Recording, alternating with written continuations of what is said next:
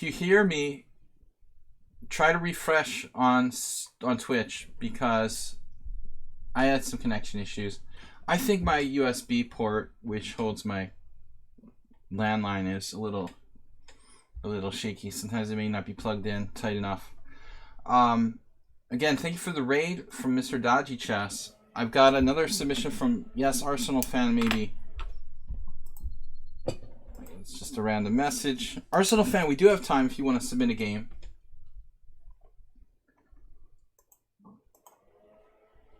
It's not too late, guys. Just refresh if the stream went down.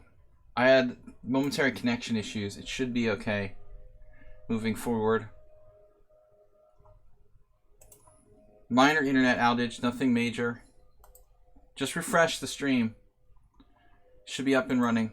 So knight c3, Mr. Coffee, going into like a classical King's Indian setup, very possibly with e4 next move. We'll see. Bishop g7.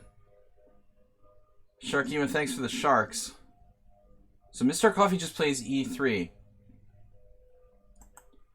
That is in the spirit of what I was talking about lately. The E3 Poison Axel Smith repertoire, which I never read but have heard some positive reviews about. Looks like my internet is a little bit iffy. Hopefully the stream is okay. But I had a momentary cutout again. Should be alright. Make sure everything's plugged in okay. Always check the plugs. So, Mr. Coffee, E3. That's fitting more with your repertoire, right? With the E3. E5, Bishop E2, 97. I mean, objectively, this shouldn't be dangerous for black. But it's a solid setup for white. Yeah, my son's computer just got this really strange boot error. I have to call like a PC doctor or something. I hate Microsoft. Castles, knight b6. Ooh. Alright, so Mr. Coffee was talking about moves 10 and 16 specifically for white. But anyways, Hierarchs on this handicap levels is programmed to make some weird moves. So somehow they program it to make substandard moves to make the game kind of balance. But I don't think that the chess engine creators really have ever really done a great job of even coming close to emulating human play.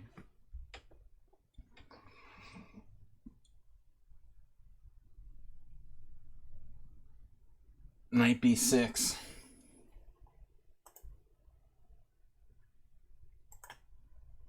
b3.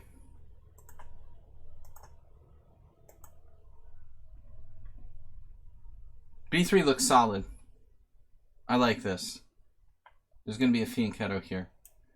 Just made me think of Microsoft. It was a Microsoft update issue, I think, with the other computer I was talking about. Just some kind of Microsoft update issue on an older machine that wasn't originally Windows 10. I don't know. I don't trust Microsoft and Windows 10 in general. And I always feel creepy about upgrading to Windows 10. But anyway, b3, knight c6, and black is just really the knight on b6 is suspicious. Bishop e2, queen e7, and it looks almost like an Aliekin's defense for black. Queen e7. So request for comment number 1. Curious that d5 is not so good now, but it was a move before. Other than the engine evaluation, why? I mean, you know, a lot of times, like, it could be that there's just an alternative that's stronger. You know, Mr. Coffee, if you're going by the engine analysis, it may be very well that d5 is a perfectly good move. There are just a better move. You know, there are just better moves. I mean, honestly, queen e7 looks a little suspicious to me based on the d5 square. I mean, just that move right in itself. Knight d5, hitting the queen, driving knight off of c6, and possibly opening up the c file for white would be enough reason for me to not play queen e7 if I were black here, you know. Obviously, black has misplayed the position with the knight on b6 to begin with, but I just don't think I'd be sitting there, hey, I'm going to play queen e7 and invite white to play knight d5. So, objectively, like, d5 isn't really a bad move. I mean, clearly you have, like, a space advantage here, and white should be slightly better. So I think it's just a question of, you know, you made, like, the third best you probably made like the third or fourth best move in this position.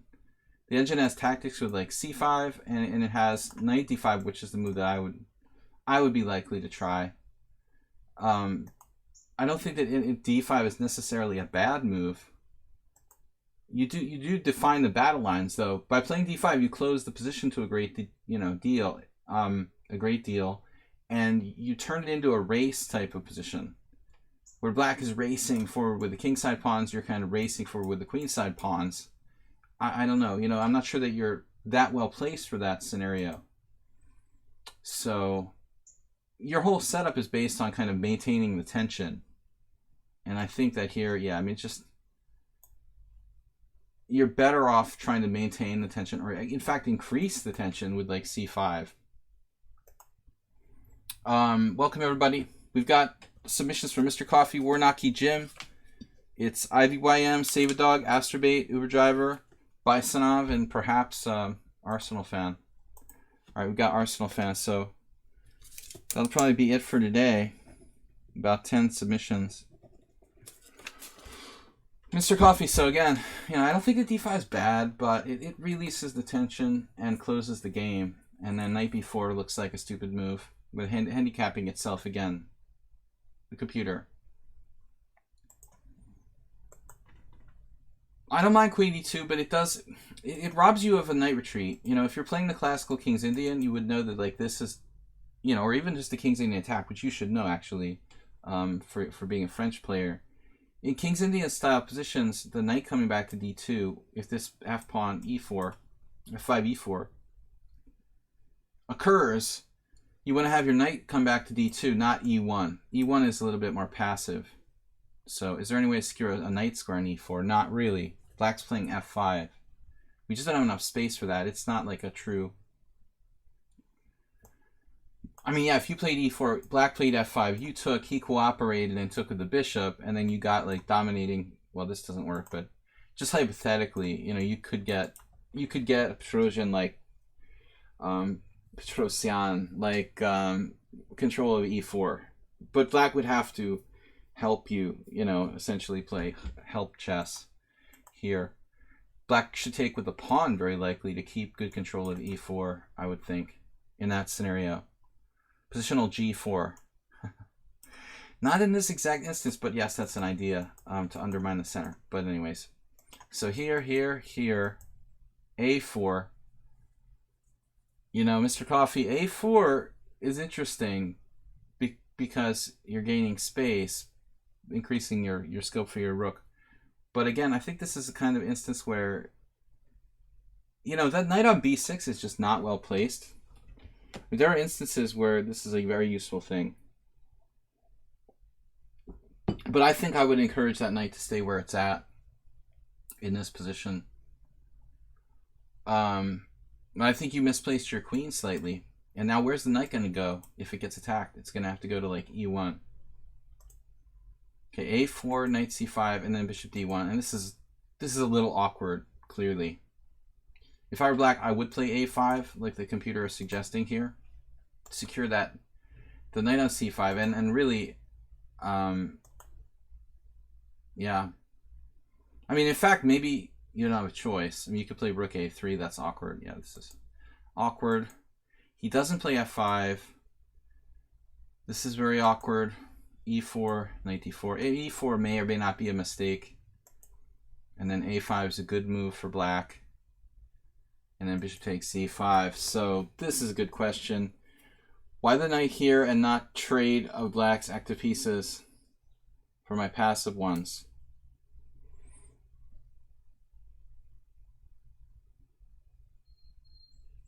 Request for comment number 2. I don't understand this. Am I stupid? Why the knight here and not trade of black's active pieces for my passive ones? Particularly white star score bishop. Oh, okay, so I guess I have to turn on the engine and see what... the computer wants to play this. Knight cb5.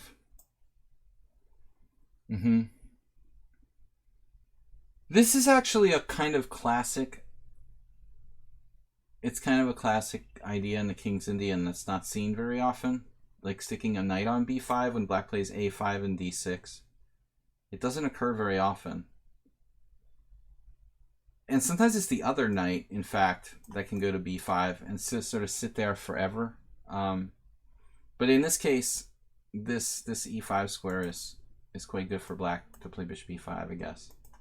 No, it's a good question, Mr. Coffee. It's totally legit. Why the knight b5? I mean, that is kind of a mysterious-looking move that the engine suggests here. How would you find that move? How would a human player maybe select that move? I probably wouldn't play knight b5. But you have some issues. I mean, black's threatening bishop takes d4 and knight takes b3, right? This is Mr. Coffee's game. Guys, thanks for joining me for the subscriber stream. International Master William Paschall. With Ponda, we're doing game analysis for subscribers. This is our moderator's game, Mr. Coffee.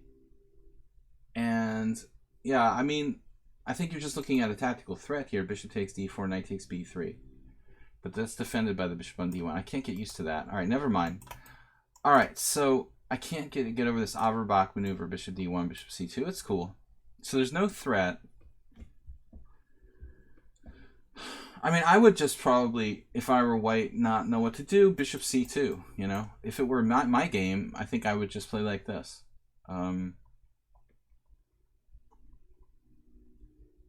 Just bishop c2 and see what happens.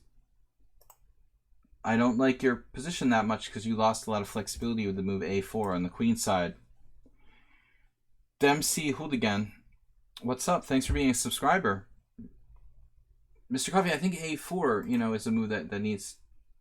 It's more fluid to play like b4, c5. I mean, that's what you want to do typically on the queen side in the King's Indian.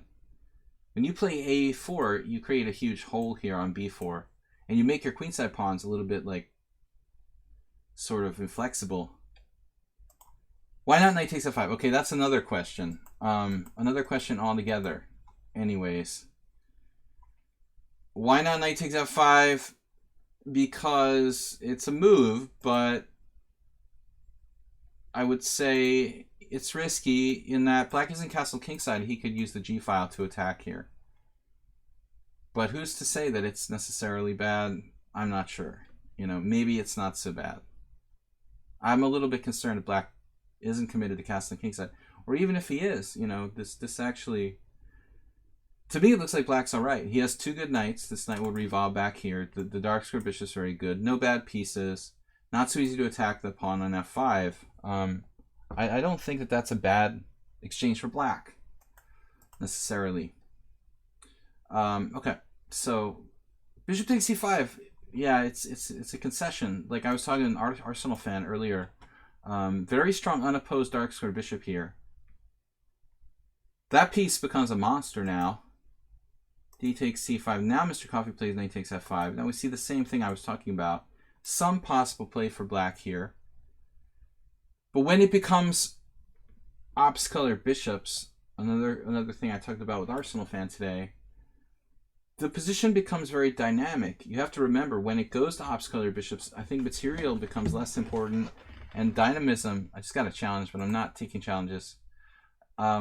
So Mr. Coffee ends up in an ops-colored bishop position, where clearly the dark square bishop seems the dominant bishop. I mean, the bishop on d1 is okay, but it's kind of passive. All right, this guy's going to get blocked. Sorry, dude.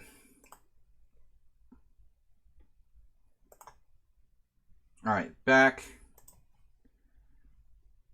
All right, so this is ops-colored bishop position that slightly favors black, I would think, although Mr. Coffee's structure is pretty good. If black misplays the position, white should be all right. Bishop c2. You better be able to play f3, because if not, you're gonna be sorry about the bishop on c2. f3 or g4. Can you really do that?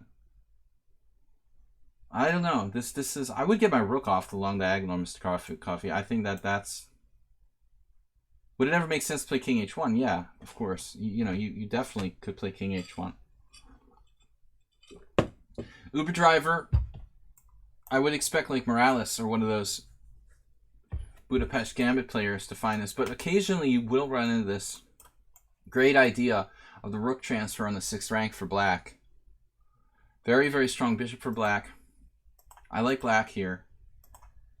Rook G8. We're past the critical point for Mr. Coffee. So he went for f3. I mean, I like that. It's a ballsy move. It's risky, but I think it's justified. It's risky because of the G file. It's risky because you weaken E3.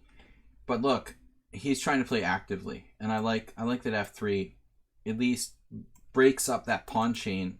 It gives white some play. So f3 is cool. Black is up the dark squared bishop, and then queen g5, queen d2. I mean, you can't play rook, so this is forced. Knight, which is better, knight or bishop? Knight or bishop, closed position.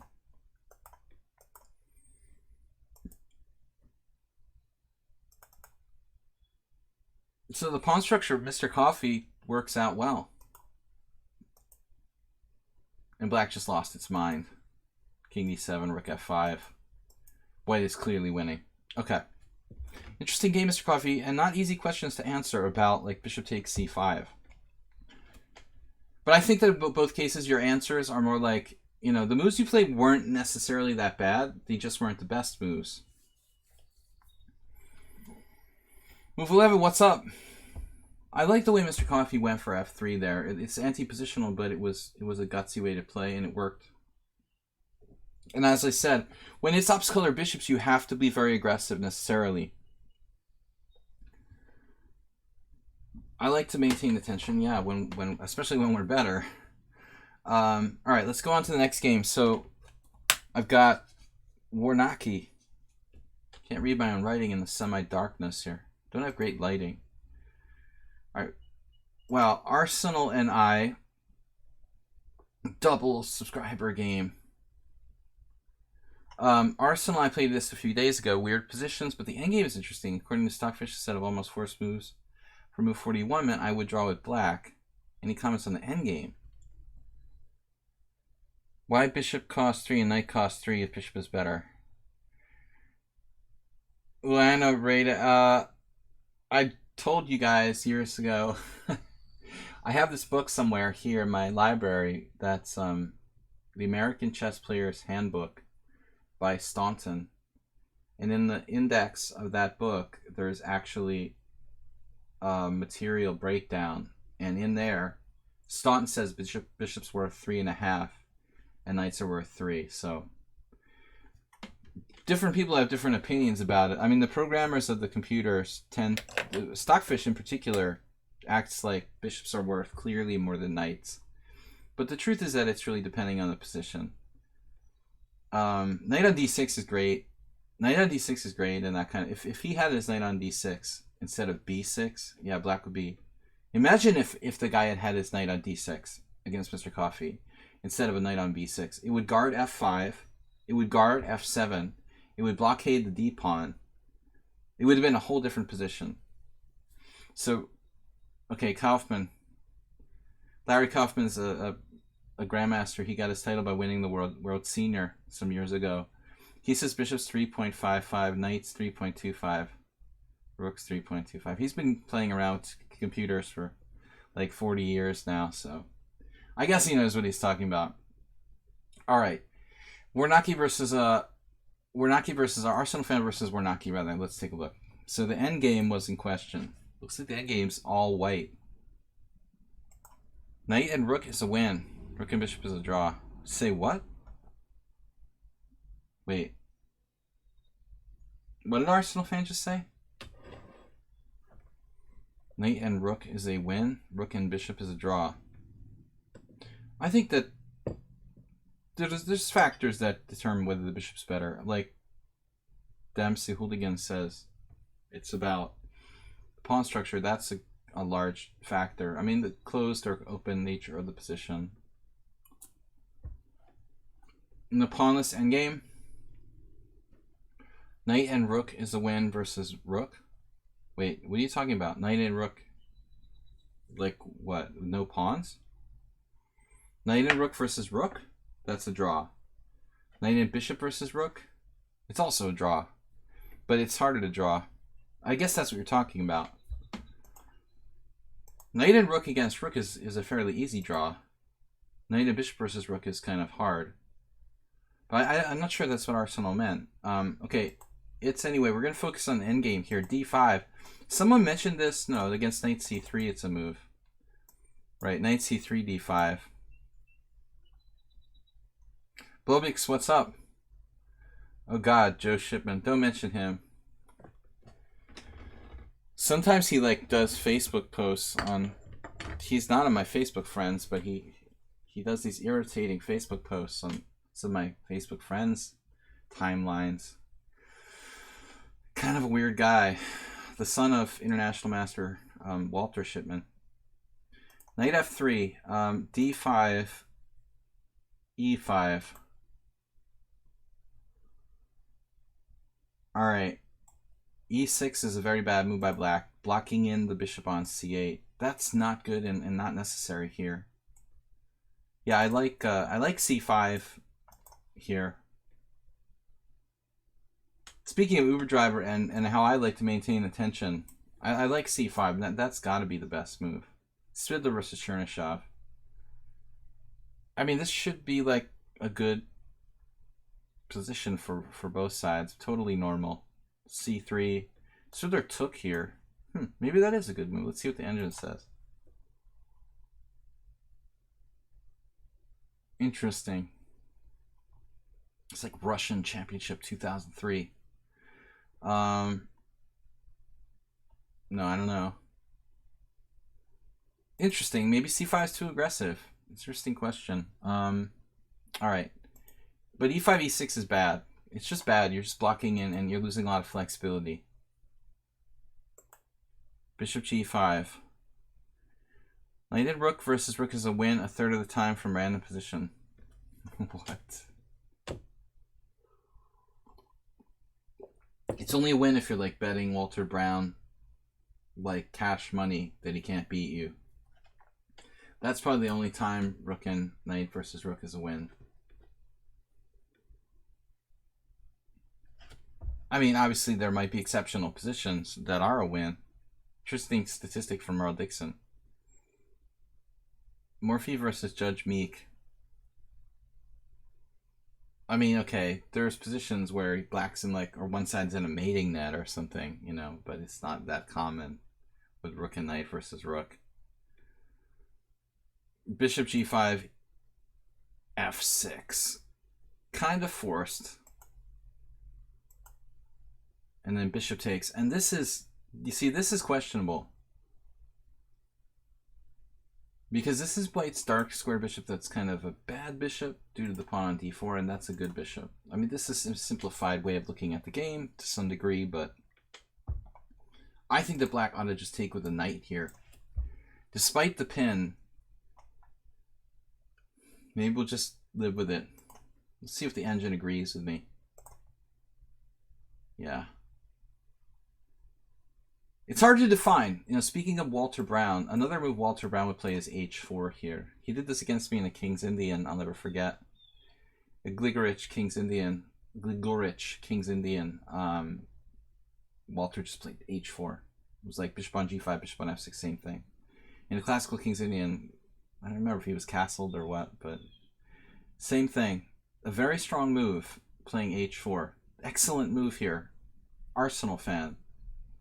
Because if you exchange, you release some of your advantage. You could play maybe queen d2 and defend the bishop a different way, but h4 is very strong. Nice judgment there. Yeah, knight f6, look, your knight is bad, right? It's not developed yet. You have a choice between developing a piece that's not developed yet or a piece that's developed already. Which do you choose? Choice A, stay with your wife for the rest of your life. Choice B, B. This is B. You go with B because you already know what A is. No, I mean, knight takes f6 is awkward. You're in a pin, but still, it's about development, and it's more efficient. So bishop takes f6, h4, and now knight c6. Black has to get developed clearly. It puts some pressure on the center, and you might be able to play e5 later on. Nimzovich would possibly play bishop b5 here for white, focusing on the e5 square. I mean, c3 is a very solid move, though. It's probably good enough. Queen e7. Actually, I like that. He's really trying for e5. You know, I wonder if Arsenal should have gone with this. You know, maybe here just Queen e2.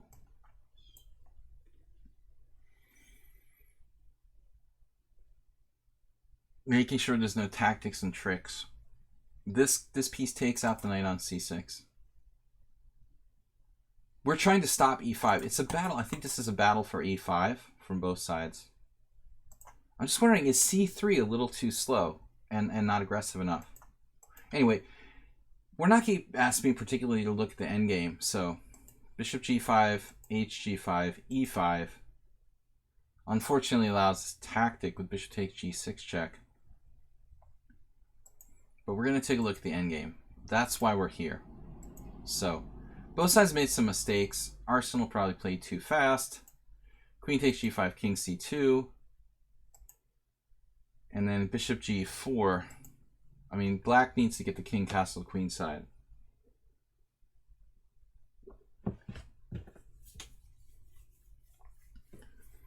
You're afraid of the diagonal. Which diagonal? This is not an over the board game. This is a game from my tournament on Tuesday. We had a blitz tournament on Tuesday. Bishop g4.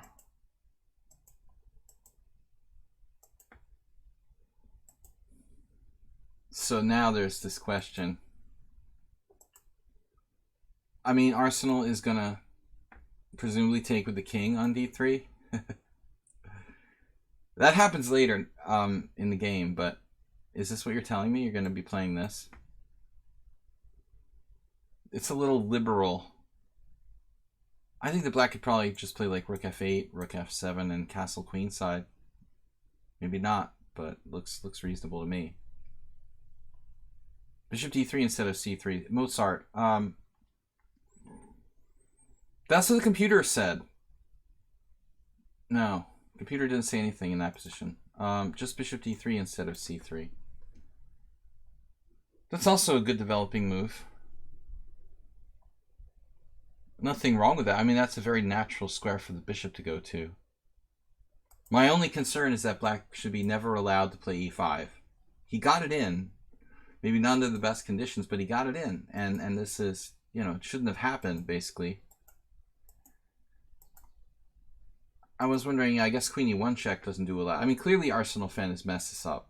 You know, now at this point, black is pawn up. Not clear he has any sort of, white has any sort of compensation. But at least he tried, right? Now, that's the point. He's going to walk out with his king to d3.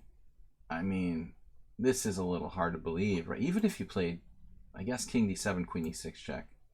It is a little awkward, but this is more awkward, you know, the king there. I'm guessing rook f8, rook f7. It should probably be winning for black. At least clearly better for black. All right, let's see what happens. So he castled and gave up a piece. So they get to an endgame anyways. This is a blunder, just a blunder by white, where you just play knight d2 and don't panic and you're just totally winning. Castling is not allowed here for white. So they reach an endgame. Oh, is this the endgame? The same endgame? Arsenal fan. Wait a second.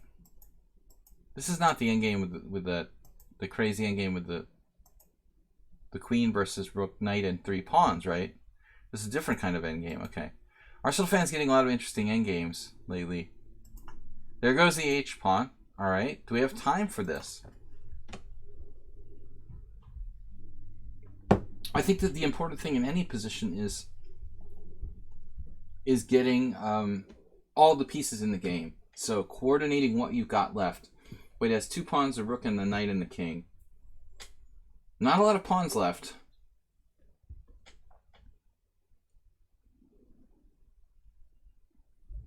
I mean, my first thing that kind of made me wince was knight a3. I wasn't sure about that, you know? Because there are tons of moves. You could play king d4 here. I mean, is something wrong with king d4? Like a check and pin? Ooh, could that be a problem? Check, king e4, rook d1. That makes me a little uncomfortable. So I don't know if you thought about that, guys, but that's a serious problem. All right, knight d2. Probably Arsenal avoided this because he felt like it was furthering the pawn down the board, but I don't think that that pawn's going to live long, you know, honestly. If you just play like knight c4, it's just dropping. So I think that's one point, a minor point, that he should probably centralize the knight to d2 first, and white has chances to win. Knight a3 is a little weird. h5. Right, so I don't know if this is a win or a draw. I mean, maybe it's just a draw because there aren't enough pawns left.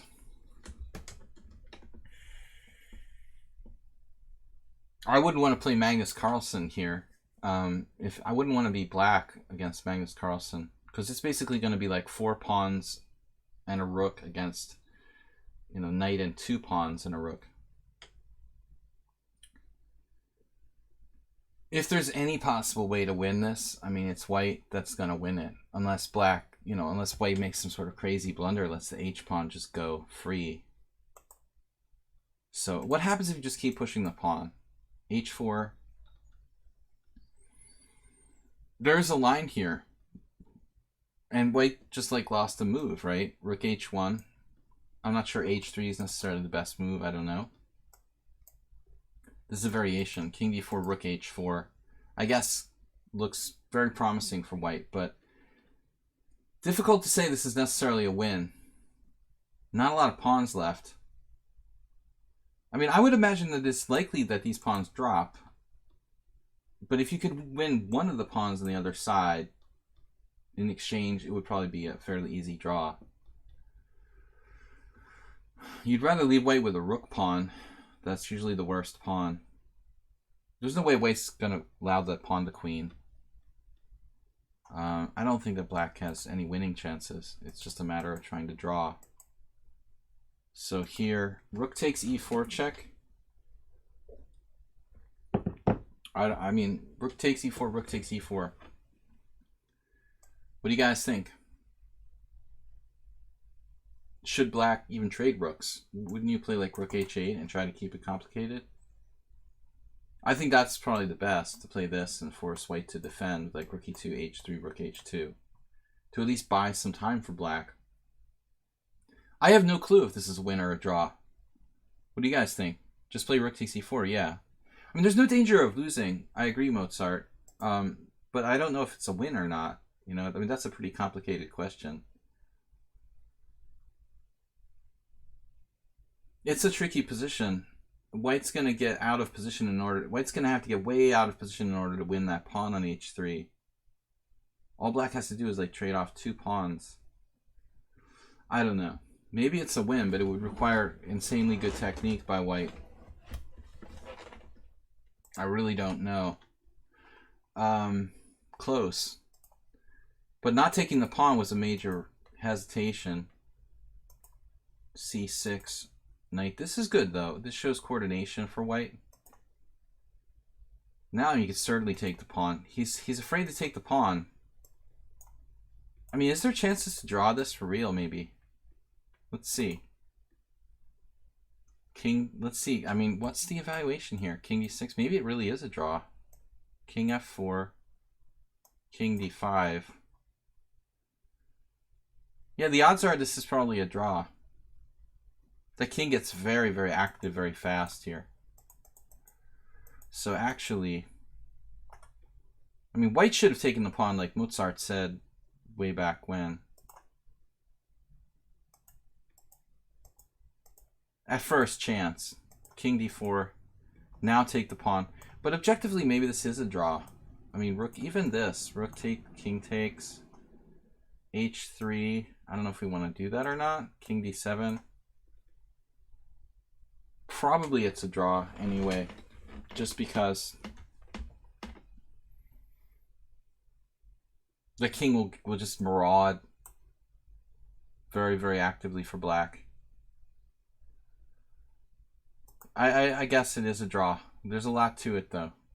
But I don't see anything better. I mean, I guess Arsenal fan technically gave himself better winning chances by not trading. 2 pawns against the knight isn't really enough to win. Not enough pawns left for white. So Arsenal keeps the rooks on the board. Though, objectively, it's probably not winning for white. He keeps the pieces on the board. This was an interesting attempt. C5 was a good move. Now, what happens if, like, king here? No.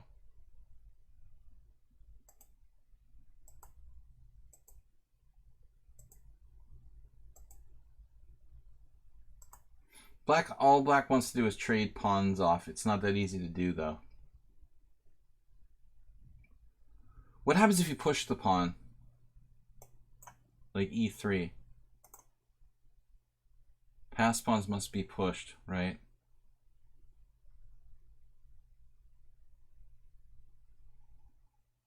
I'm honestly not that sure. Rook h6 check. If white can't move forward, it's a problem. Because I would assume king d5. I mean, this is like engine. It looks actually dangerous because this king could get active. White's finding this move. Suddenly, you have e2, knight f4 check, knight takes e2. This might become a situation where white is actually winning in some endgames. If it ends up like rook and knight and 2 against rook and 3, that looks tricky. Man, very complicated endgame, guys. I don't know. It's difficult to really evaluate it all in 5 minutes or 10 minutes. Computer thinks this is a blunder. Let me turn off the engine.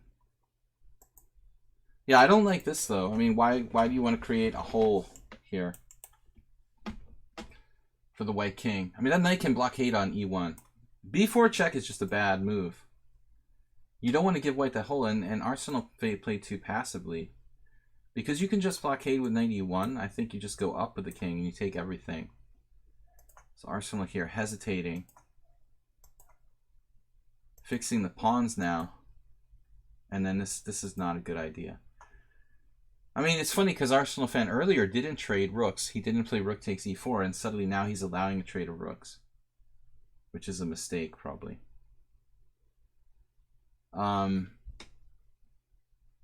Because you fix the pawns. I mean, it's like rook h6 check, knight e3, and that black could even get mated in variations right away. Very easily. I think once the pawns get fixed, it's very likely you're going to lose. All white needs is one pawn to stay on the board forever, and it's lost, probably. So, b4 was a mistake.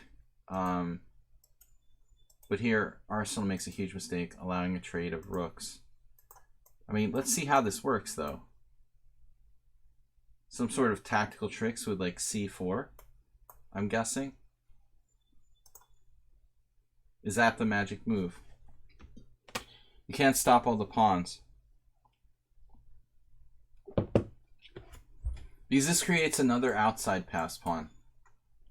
If you take, white's got to be careful to, like, you know, I guess even theoretically, black could be better. Yeah. It's sort of psychological. So you played e3 check here. And still the trade is a draw. Key4. So both sides made some blunders. And now again, trade pawns, always trade pawns. Guys, I had a funny game I mentioned a few times on the stream against this guy, Evan Turtel, who was a New York master back 20 years ago. I'll never forget it, though. I had rook and knight against rook. I was down a piece. There were only a few pawns left on the board. I didn't have rook and knight against rook. I had, like, a piece down, okay? I was a piece down. He had rook and knight. He had rook and 2 knights against rook and knight, and I was down a piece, but there weren't many pawns left. So I sacked my last knight for the last pawn, and we reached rook and 2 knights against rook, which is just absurdly lost. No pawns on the board, just rook and 2 knights against rook. But I was proud. It was a team tournament. I didn't want to resign if there was any hope at all. So we got down to that. I sacked my last knight. I'm down 2 knights. And immediately, like the next move, he lets me skewer him for like a stalemate and one of his knights. You know, and that was insane. You know, it was like literally after achieving winning position, I just go, here's my rook, give away, stalemate or lose a knight. And he had to lose a knight, and then it's like rook and knight versus rook, and it's a draw. But just to illustrate how important it is to trade off the last pawns. I mean, here, Wernicke's only motivation here, the only thing you should be thinking about with black is like literally trade off the last pawn, trade off the last pawn. That you didn't play c4 is pivotal. Now maybe you missed something, like the engine's pointing out king f3. You know, this is a move that could be really important, because if you could trade, I mean, if you could chase the rook away, if king f3 works, then white might be just winning. But like rook d4, king e3, c takes b3, and king takes d4, b takes a, that's a win. But there's b2. That's sick. Because in the other line he has like rook c5 check, rook c1. Here he doesn't have it. So there's a funny way you could actually draw this. Rook d4 and a theoretical draw.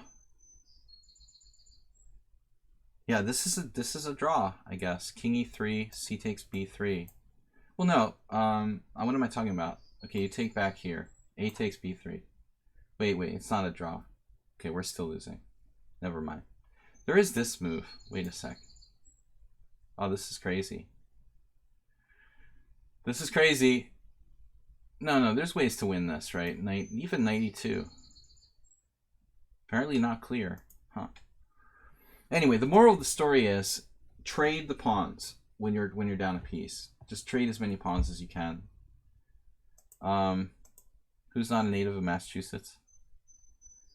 He's not originally. I'm not originally from Massachusetts. Yeah. But anyway, this game that I'm talking about, Evan Turtel, was played in Massachusetts. That was in the 90s when I was living here. It was a New England team championship. He played for a New York team, and I played for a team from the Boylston Chess Club in Boston. He's about the same age as me, though. Remember that guy. So, anyways, I lack a Boston accent. That's true. I do. I wasn't raised in Massachusetts, and I was raised by parents who grew up in Pennsylvania, so unlikely I'm going to have a Boston accent. I lived there for 15 years, but that doesn't make you have an accent. All right. So anyway, it was an interesting endgame. Arsenal eventually managed to keep a pawn on the board. And that's fatal, right? That's fatal. All you need is one.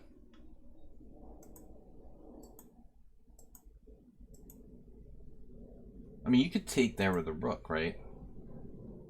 He didn't want to drop the A pawn. Yeah, this is good. It's over. Okay, that's that. But don't forget to trade pawns when you're down a piece. I mean, it's really important. That was a long analysis, and I felt like it's difficult to it's really difficult to definitively analyze a complicated endgame like that. You know, I mean, it could take hours. I'm sure if you took like John Spielman or something, I know he's doing some streams, he could spend like years on that position, probably. Anyways, yeah, you could do like 3-hour analysis of that endgame easily. We're just trying to do something quick. Jim is up next. Thank you guys for supporting the stream. Tomorrow we're gonna have a blitz stream. Friday it'll be accepting all challenges in casual 5+3, 5:30 tomorrow Eastern time. Thanks, Mr. Coffee. Knight and Rook versus Rook win Kasparov against Polar. I know. Was that the game where he took back a move, or was that a different game? Yeah, and there's a famous story with Walter Brown that I referenced earlier where he bet Thomas Wolski that he could beat him with Rook and Knight versus Rook. They played. Walter couldn't win because of time, or I don't know. Or I don't know, maybe the arbiter just awarded a draw. I don't remember what happened. The game was officially a draw, and then Walter bet for money his opponent that if he was to play it out, he would beat him. And this is a Southern California game. I mean, I wasn't there. I don't know. I just know the story. And Brown actually beat him with rook and knight versus rook. It's not that easy if the defender doesn't really know the method. But once you know the method for defending with rook against rook and knight, it's actually pretty easy. Of course, like Merle said, it does depend. There are positions where it's a win if the king is in the wrong place or something. Okay, we're up next, Jim. An unorthodox game on my end with a good result. All right, let's check it out. This is French defense. I thought it's... I don't know, man. What's up with me? Warnaki, thank you for the donation. Merle as well. This week, Blobix, Jim, Dragon BC leading in bit donation. Excuse me, bit donations. I thought that's a Slayer variation. I don't even like heavy metal or anything, but you see those people have like Slayer t-shirts. I can't read. I need glasses. Steiner variation. All right. So e4, e6, c4, d5. Well, whatever it's called, I've been doing this sometimes in Blitz just because I hate the fact that you can't get an open position against the French. So if you're sitting there, you're thinking logically. I mean, it's the same philosophy as the Panna Bafnik. It's actually quite a reliable way to play against the Caro. Basically, there are separate variations of white to play against the Caro Khan. But this is one common move order that white uses to get like the Panna Bafnik. And it's funny because the Panna Bafnik is a very respected system for white. But for whatever reason, okay, I'm just talking in general opening history, this variation is kind of, it's treated like the lost brother, you know, the black sheep of the opening family. Nobody respects this variation as like, oh, it's actually pretty good for white. It seems like from what I've seen, it's always like dismissed as not dangerous for black by most opening books. Like the Caro Khan Panna Bafnik would get way more respect than this c4 against the French. I'm not really sure why that is. I mean, maybe the fact that black's played e6 instead of c6 gives him a little bit more straightforward development. I mean, both the bishops are coming out. So Fuchsia is saying against the French, the Monte Carlo, the Panov equivalent is not good for white. All right, so white plays c takes d5 here. You're talking about this, Fuchsia? Uh-huh. I think that's, you're being a little dogmatic with, and it's relative, right? The whole comment of it's not good for white is like relative, right? What do we mean exactly by that? You know, is it like worse for white, or is it like just white doesn't get an advantage, or white's advantage is less than usual? So when you make that comment, it's hard to define exactly what you mean. The question comes up here, though, technically speaking. I don't know, you know.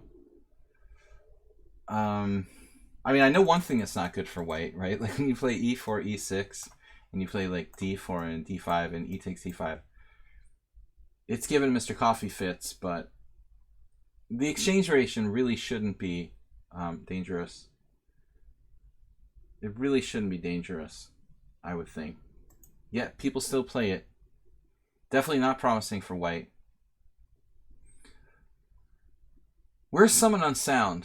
Because he's a subscriber. He's a player who plays that setup, I think,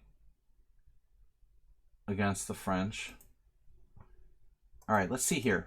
So take, and you're not playing d4. Mr. Coffee, did you have a game like this back in the day? White played knight f3. So this same variations exist in the Caro Khan, where white does these weird like bishop check variations. I know nothing about this position. I zero. I've maybe played one game in my life from one side or the other, but I wouldn't even know it was called the Monte Carlo. What is it called? Steiner. I've played c4, but I've never taken on d5. Like whenever I played, I just played like d4. Or maybe I would play like knight f3. But I've never played this move, c takes d.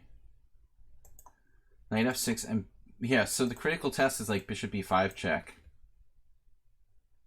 What does black do? Harry Lyman, Uber driver, loves talking about old New England chess players. I guarantee Harry Lyman would like play c6 here and just sack a pawn.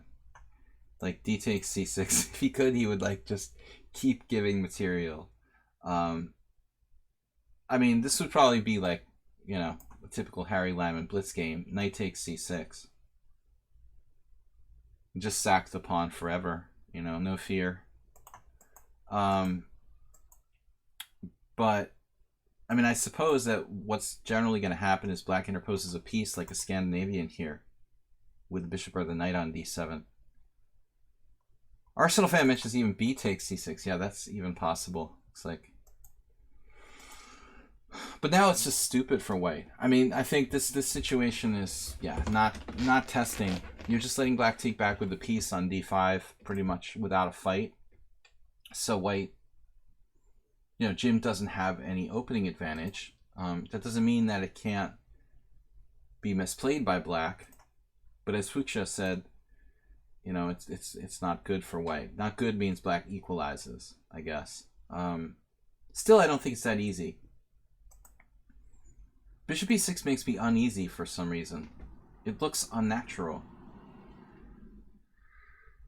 I know, Uber driver, because he probably played it against me too.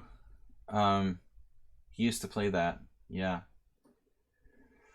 He probably played that against me in a blitz game in 1990 or 1991. I don't remember the last year he played chess, but yeah, that's what makes me remember. Bishop e6, something weird about that move. Like, black needs to mobilize the king side here. It's an open file. It's like a Petrov or something to that effect. With an open file, black's first priority should be develop the king side with open e-file. It's an e4, e5 opening now. You can call it the French if you want. This is e4, e5. So Fuchsia now says this is not the Monte Carlo, and it leads to an imbalanced game. I agree. I don't like bishop e6. You see there, Mitas. Mitas is a big connoisseur of this variation for white, the Latvian grandmaster. So knight c3, bishop e6. Why not just bishop e7, you know? This another Latvian. Kantan's a young guy. Maybe he's a student. Bishop e6 seems unnecessary. Mr. Coffee, didn't you have a game like this once that we saw? I swear Mr. Coffee had a game where the guy put his knight on d4 in a very similar sort of situation. It literally happened like this. And the knight can attack the bishop on e6. Mr. Coffee, am I misremembering? I mean, didn't something like this literally happen in one of your games? I would think knight d4 is an interesting move. Literally. Weird as that seems, it's a totally playable move for white. Let's not develop any pieces. Okay. But Jim just plays d4. This is Mises versus Korchnoi. Again, I think bishop e6 is kind of weird. Mises versus Shirazi and Mises versus Korchnoi. Nice company. There's some interesting guys. And here's another game. Denis Duran against Korchnoi, who I played this guy, Denis, this last year in the Hungarian Team Championship. Slovenian guy. He's like a FIDE master. But, man, bishop e6 seems strange. Bishop e7. Bishop d3. We're following Mises Korchnoi. So, h4, like, yeah. Pass the bong, man. The Ponda is in the house.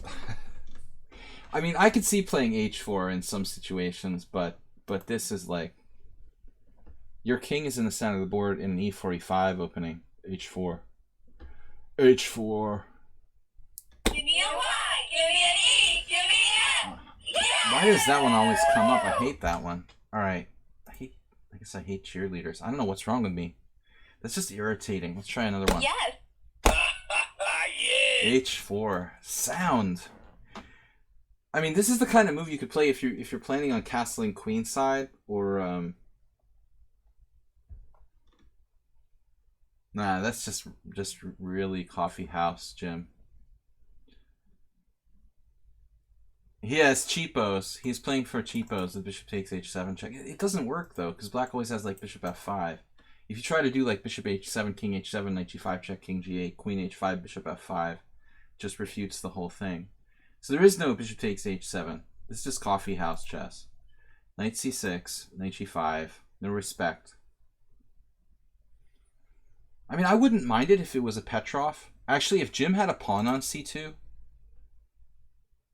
if he had a pawn on c2, it would almost be like a kind of Nimzovich, Petrov-Nimzovich style attacking plan. Like a knight c3 Petrov. You can do h4 and knight g5. But you're castling queenside there, you know? If you were capable of castling queenside safely, I would say h4 is a great move. But here, this is apparently the best move though, knight g5. Very unpleasant like threat against the bishop on e6. White definitely not afraid of bishop takes g5. Apparently this is a knockout. Wow.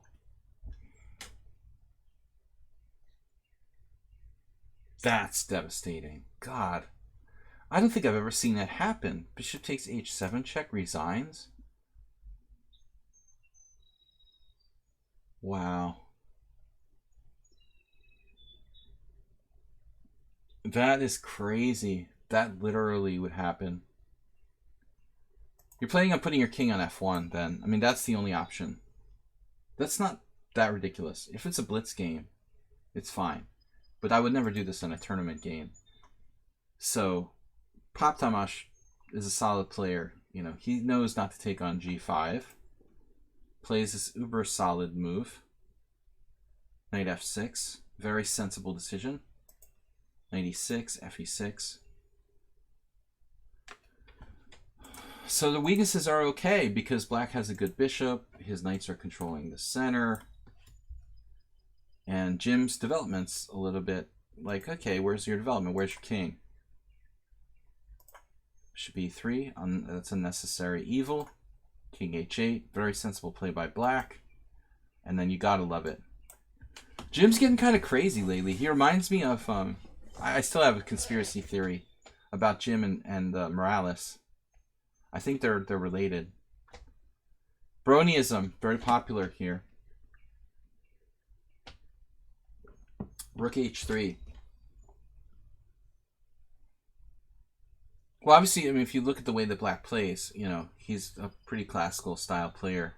He doesn't like getting coffee house attacks in his face, probably. He's a trained, you know, Hungarian FIDE master, good player. He's been around a lot of good players. I'm surprised he didn't get to IM. I don't know, he probably does something outside of chess. I played him like years ago when he was young. But he definitely was a talented kid who probably could have become an IM or GM. But chose not to do chess all the time.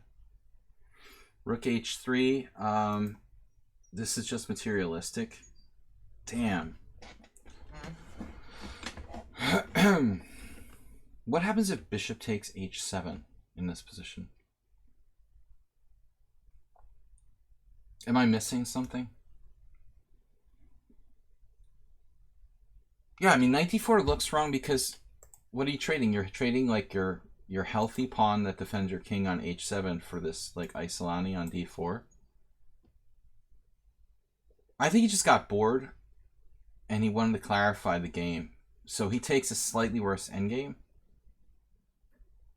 Great move by Jim though. Just cold-blooded. Nice. Why not? Exactly. Well, right as it stands now, both sides have an isolated pawn. You know, and white can't castle, but it's compensated by the bishop pair. So we could argue that maybe the position's about equal, something like that. But yeah, exactly. Like by doing this, it's now like, okay, white just has a better structure. Man, a queen trade? I think if I were black, I would seriously consider taking with the king, actually, to keep my knight in the center of the board. What do you guys think about that? I would take with the king and be willing to go into the endgame black here. King h7, queen d4, queen d4, bishop d4, and black fights for a draw. King h7. You don't have to take with the queen, but I'm saying like this, something like rook d8. Black's king is a little active. White is better though. The structural factor is pretty important. This is just dead meat, man. I mean, that e6 pawn looks like gone. White will just win that in all likelihood. It looks good for white. So what do we do? He takes with the knight. You take with the queen, and endgame is good for white here. So I guess he ought to consider some weird way to... The queen is so brutally centralized, though. What's Black going to do, like queen e8 or something? Now you can castle queenside. It's almost like you're a genius. All this time. He played bishop f6. Okay. And now Jim played queen e4. Man, that's an understandable move. The engine doesn't like it, though. Engine says queen c4. I joke about this all the time. Stockfish is crazy about c4, c5, f4, and f5 for its queen. Clearly here the computer is primarily concerned about bishop takes c3 and the pawn structure, taking back with the queen. I think this is a forgivable mistake by white. Queen e4, because it's a great square for the queen. But you are allowing maybe like bishop takes c3, b takes c, and like knight f6. Knight getting back in the game. He does that, but he plays queen d5 now, looking for a queen trade, which is going to be a very technical endgame if you do trade queens. I think white's better in the endgame with bishop versus knight, you know, pretty much, even if you just trade here. A lot of players would have gone for this, Jim, honestly. I don't know. You know, it just looks painless and fun. That 3-on-1 pawn majority with a bishop versus knight, dude.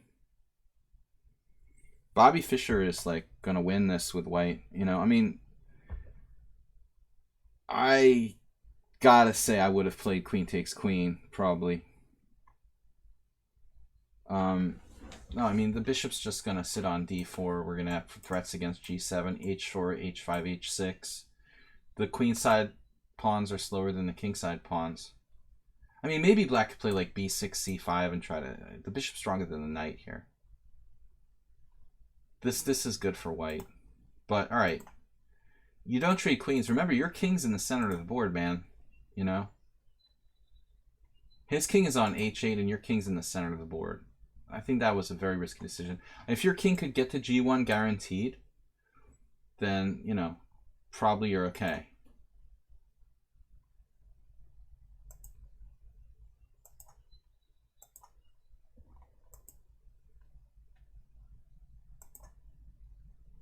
So there's some sort of move here.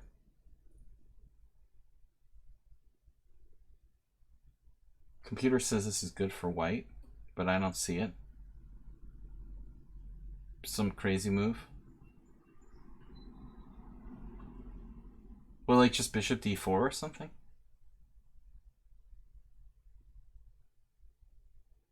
What's happening on bishop d4? I mean, queen d3, okay, it's a totally natural move. What happens here? He does rook d4? No. What's going on?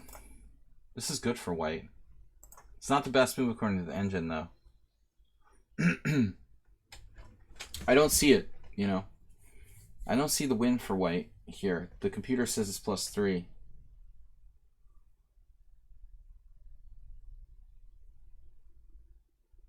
You guys see it without cheating and using the engine?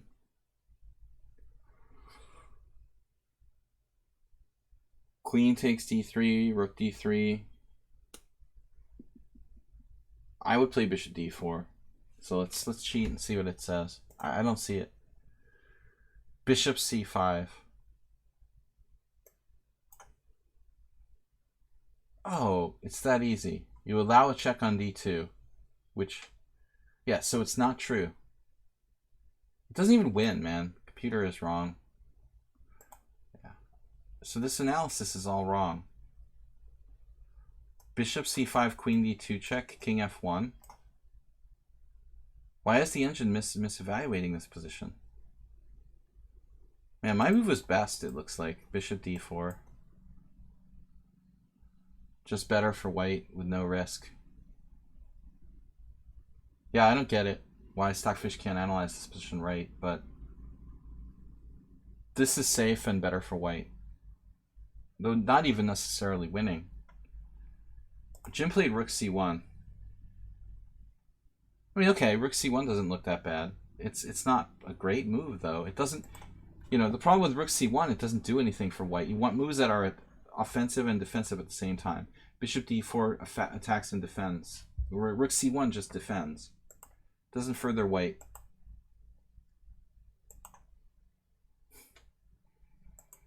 I like the way that Jim's keeping the tension and not trading queens, you know, according to Black's whims. This is kind of fun. Wow.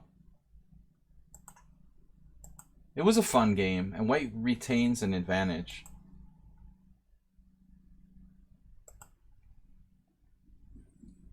I love the way you kept attention in this endgame, man. Better king now.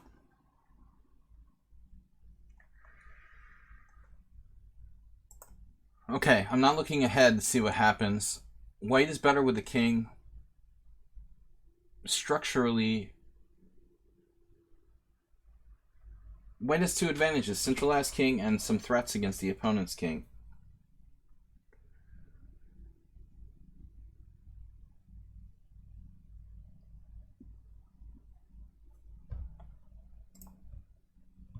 Rook h1, very subtle. So I guess like king g8, he found it. Experienced player. Now maybe like rook h5? Finally, Jim couldn't take the tension anymore and he played h7 check. But I was thinking rook h5.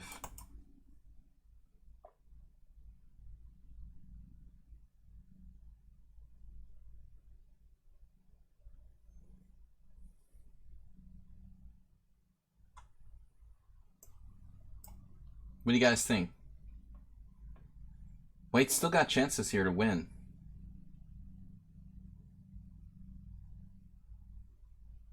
Rook h5. This looks good, dude. I like it. This looks like the way I would torture someone on one of my streams. h7. I mean, this looks good too, admittedly. But king f7. I mean, I expect king h8 too.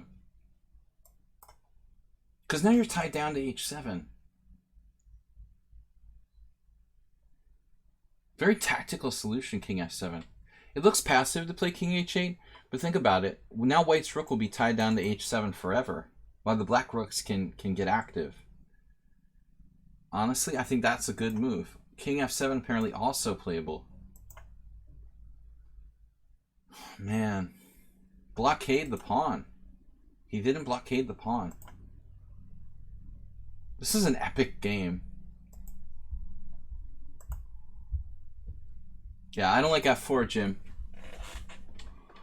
Because f4, that trades off his weakness on e5.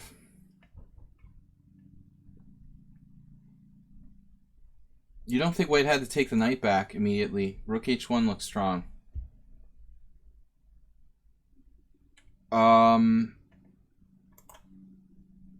Wow. So going back, rook h1. With a very serious threat there. But black has king h7, no? No. Rook h1. Yeah, black would just have to do king g8 anyway. Mozart's probably right. I mean, it's probably forced, but it's probably just a transposition, isn't it? Like technically, rook h1 is better. Yeah, it's a good point, Mozart, though, about being, you know, conscious of being accurate to the last. I mean, rook h1 is technically a little bit more accurate than Jim's move. Yeah, it's a good point. So anyway, back to where we were though. He played f4, pawn takes f4 check, king takes f4. White's still slightly better with the pawn on h7. That does look strong. It looks like maybe g6 will hold on. Rook b5.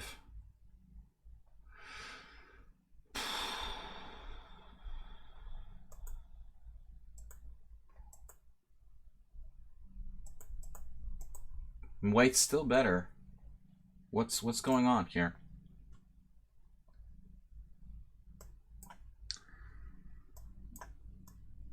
So the problem is that there's no way to make progress, eh?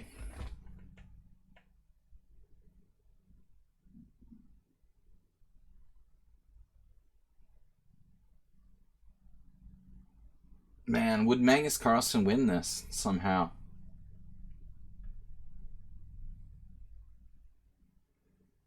There's no mates, but you still have a pass pawn on the 7th backed by a rook. I feel like black's threatening g6. Is that a fact or is that just a fallacy, right? Rook h6, rook g7. What would happen if you just passed, right? a4, g6, rook h6, rook g7. And that's the thing. Now this is dropping on h7, isn't it? Like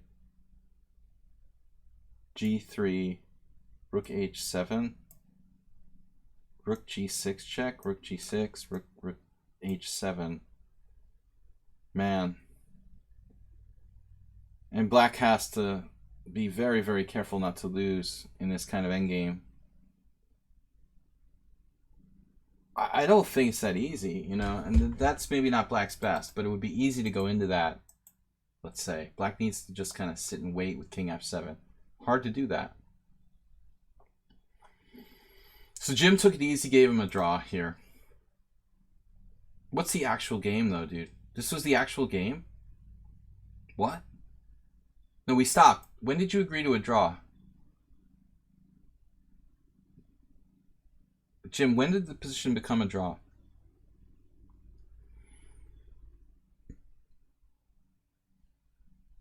You guys agreed to a draw after, like, the rook check, right? Like, rook g5 check, and I just added the moves after that. Yeah. So you still had something there. All right. Obviously, if it's a lower rated opponent, you need to go for it. That was a cool game, though. A lot of chances for you.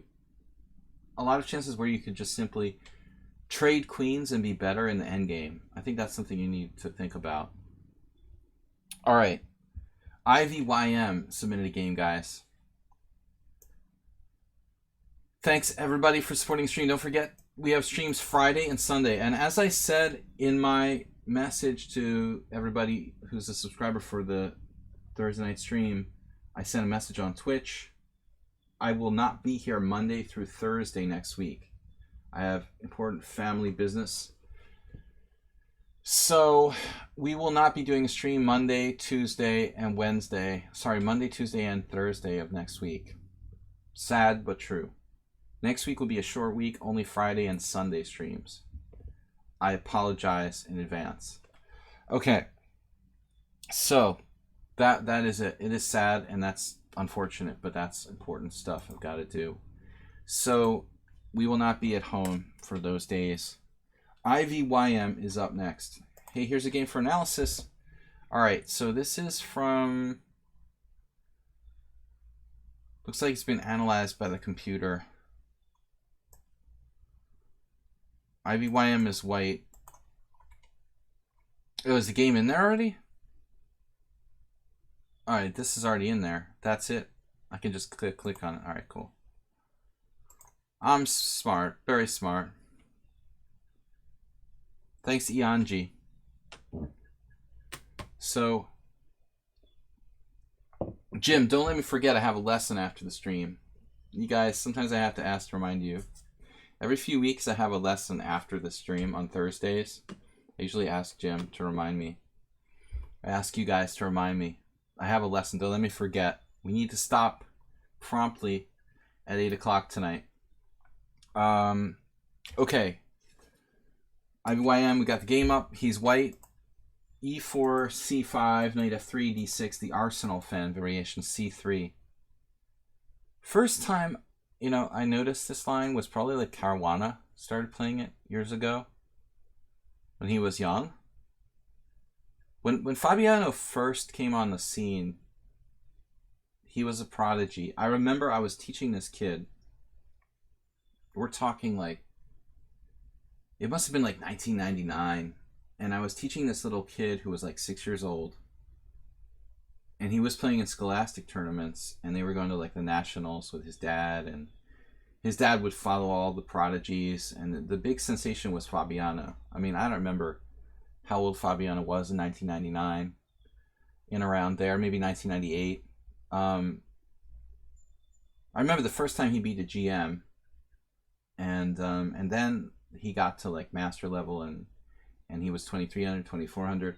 But I remember Fabiano playing this variation with white. Yeah, he probably first beat a master when he was like 8 or 9. Maybe 10 max. 8 or 9 probably. Like a rapid turn. But I remember him playing this C3. Knight F6. Here, the main line is Knight F6 because it puts pressure on E4. And then Fabiano was a guy who liked to play Bishop E2. And I remember seeing this. It was not a variation that was popular in the past.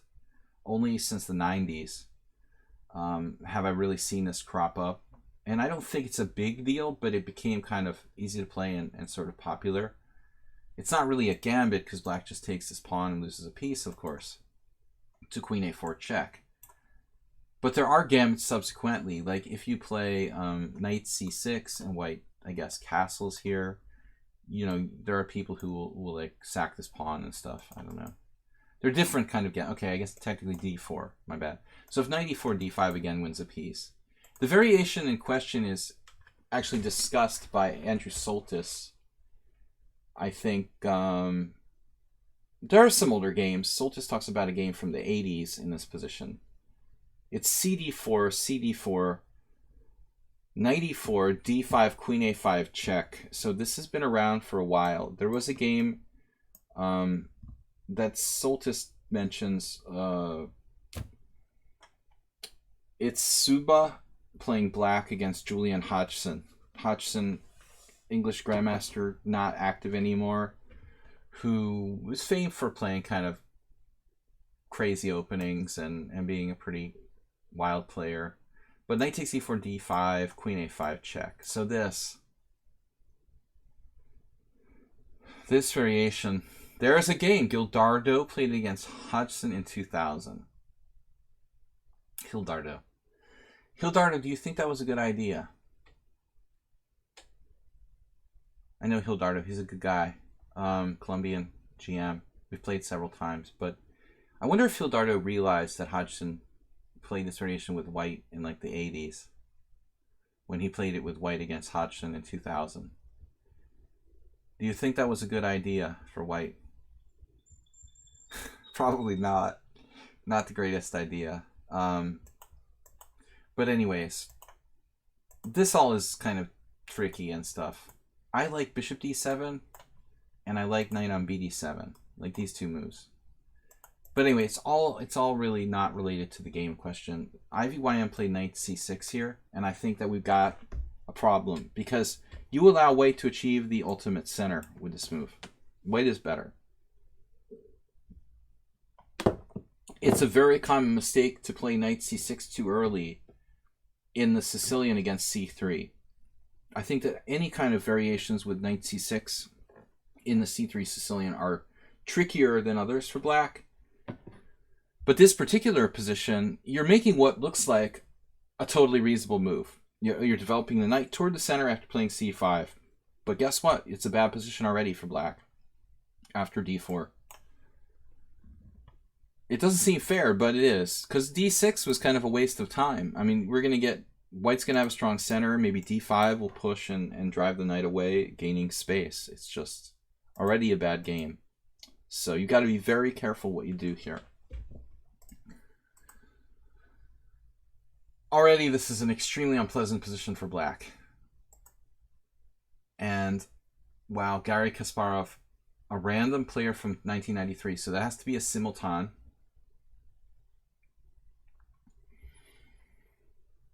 Some sort of simul game by Kasparov in 1993. Presumably. Knight f6 is, I agree, Fuchsia the best. Especially in this variation. Here already black has problems. Bishop g4, knight f6, I don't know. Some weird line. What the heck you're supposed to do here? Knight f6. This is just a horrific position for black. It's just horrific. I would want to give up against a Grandmaster, but it's a little early. So this is a mistake, I think, in a sense too. Because now we get this.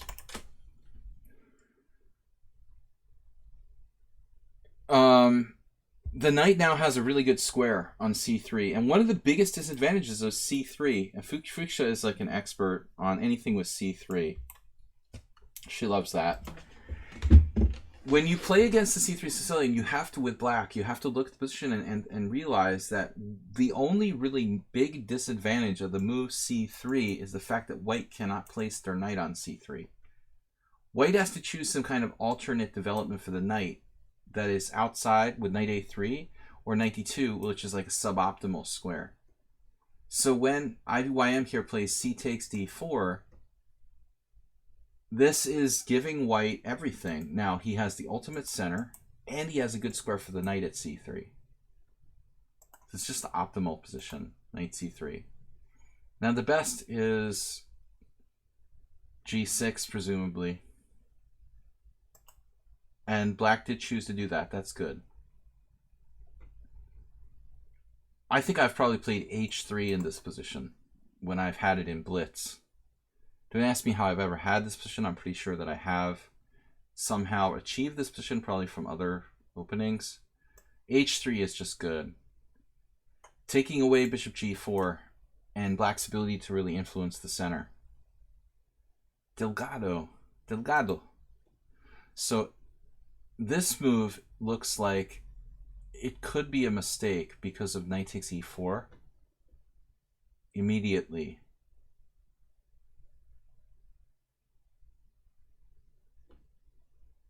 Though it's risky for black to try this. I want to look at this. Knight e4, queen b3. Ooh. Maybe e6. Can I play a different move there? Maybe you could just go back, huh? Is it a lie? Oh my god. Bishop f7 check. Here. Does anyone know what's going on? Is this sound? Wow. Winning for white. According to the engine. Knight b5. Oh, that's sick. With a slight threat.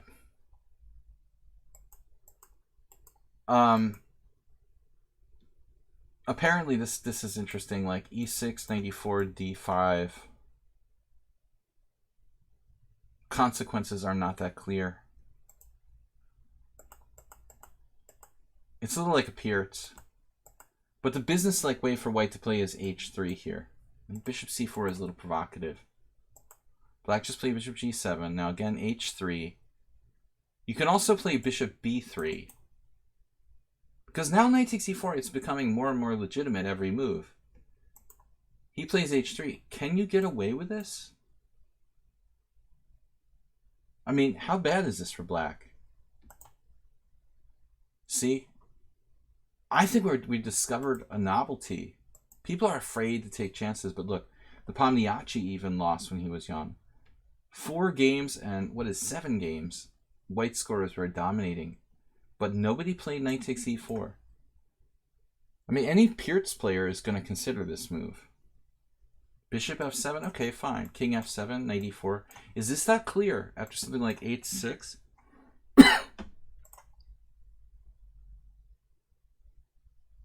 It's kind of like a risky Pierre style continuation for black, but it may not be that bad. I mean, the king might be able to walk back to g8 and h7. Black ends up with a bishop pair. This is a very important move for black to consider, this knight takes e4 idea. Maybe you don't need h6. Uber driver's right. After g6, white get a great position with d5. Aha. So Mozart thinks that h3 is unnecessary. And just d5.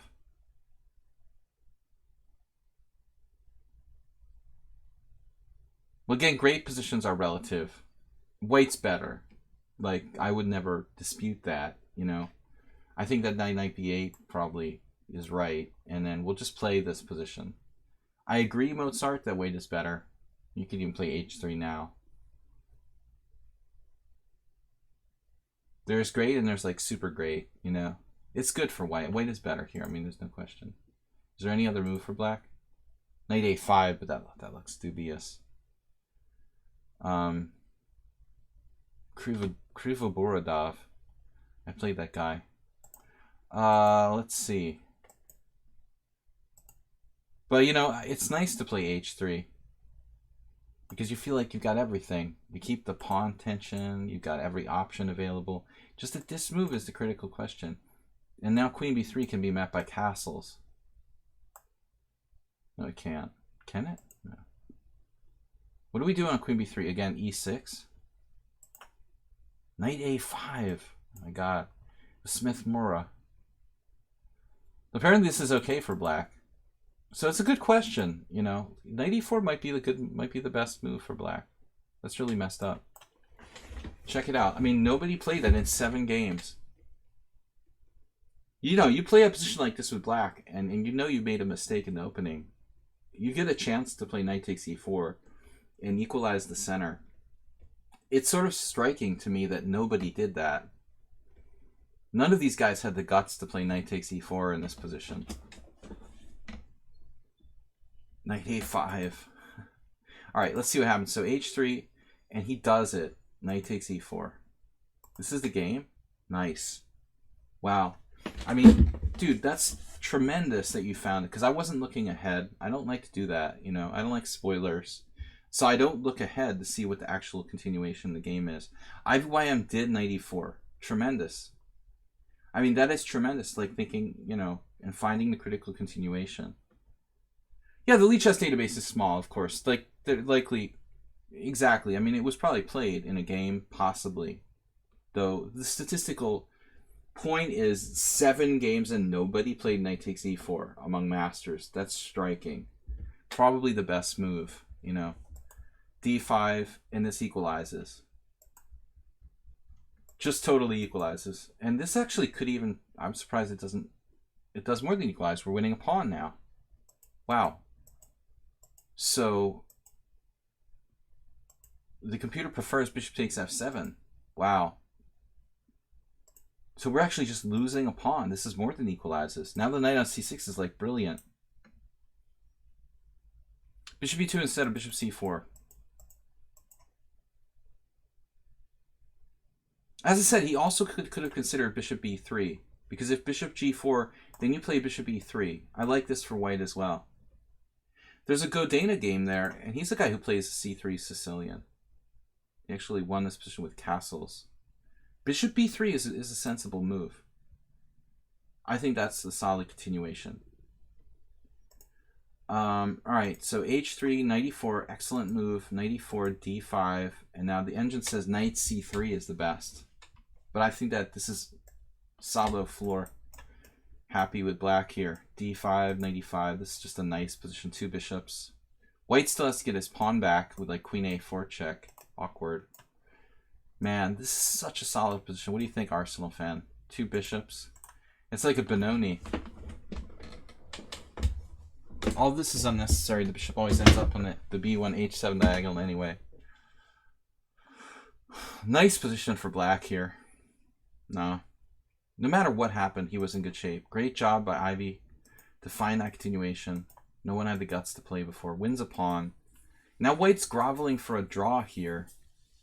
But, you know, honestly, this kind of position is tricky because you could say I'm a pawn for nothing, right? But the relevant pawn is on the king side.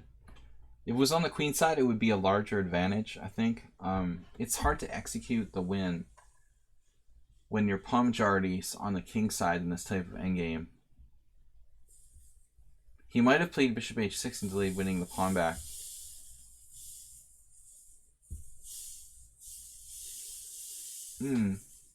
Like here?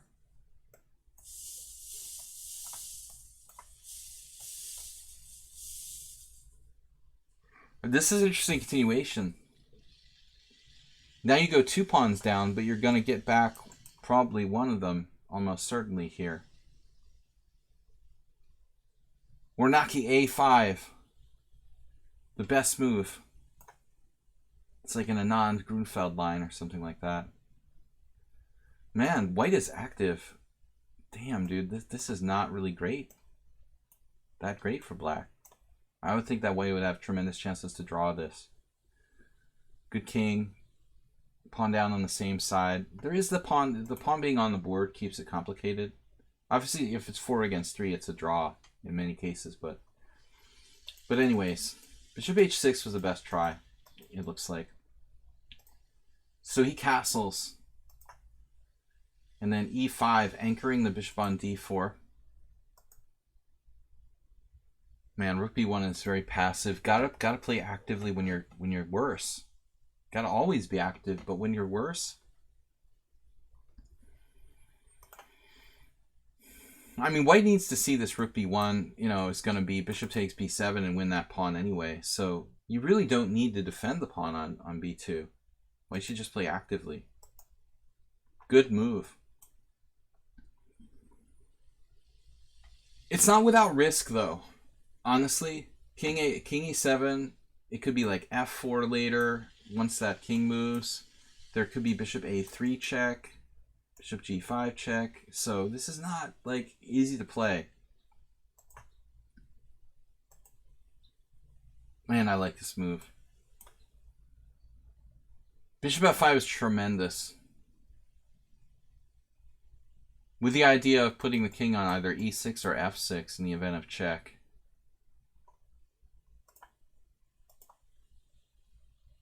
Perfect play by black. I keep thinking like IVYM is black. I don't know why. I gave him credit for knight takes e4. I'm thinking he's playing black in this game. He's actually white. It doesn't take away from our analysis of the game, but I was talking about the game in the perspective like he was playing black and giving him credit. Knight takes e4, great move. Actually, is black a computer? Any suspicions here that black was a computer, by the way?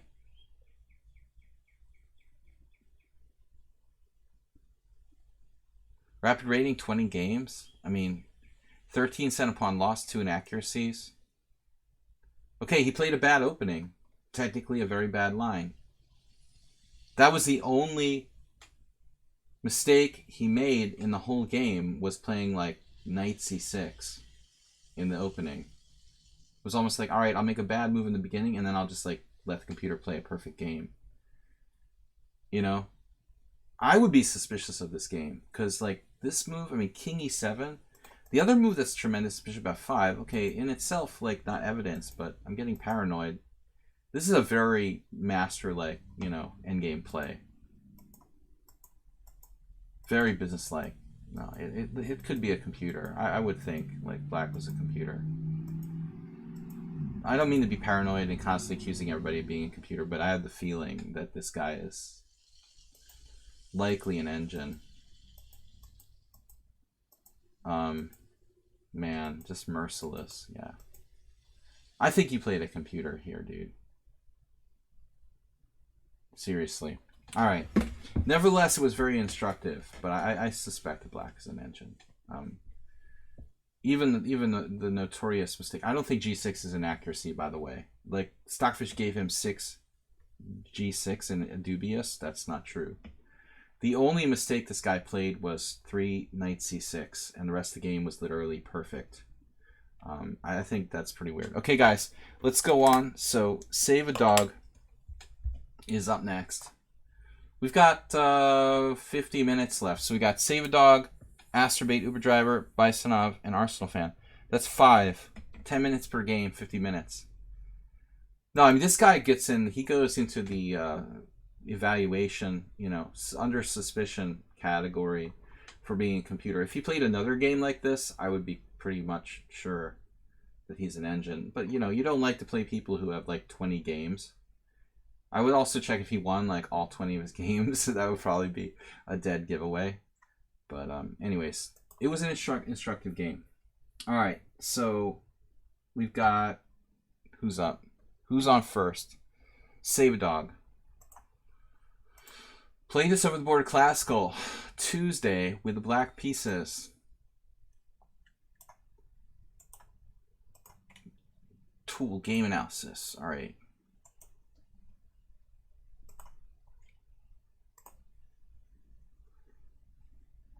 There are certain things about Black's play. The fact that he made a blunder on move 3 makes it even more suspicious. Anybody who's capable of playing that game as perfectly as Black did there would know better than to play knight c6 on move 3. It's almost like, maybe like the most convincing evidence of all is the fact that Black played that move, you know?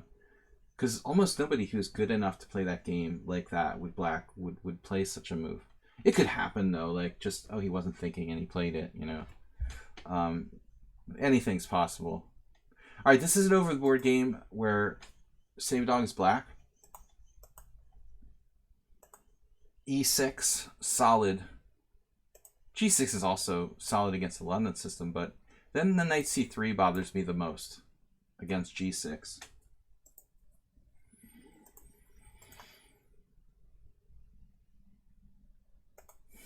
Other options.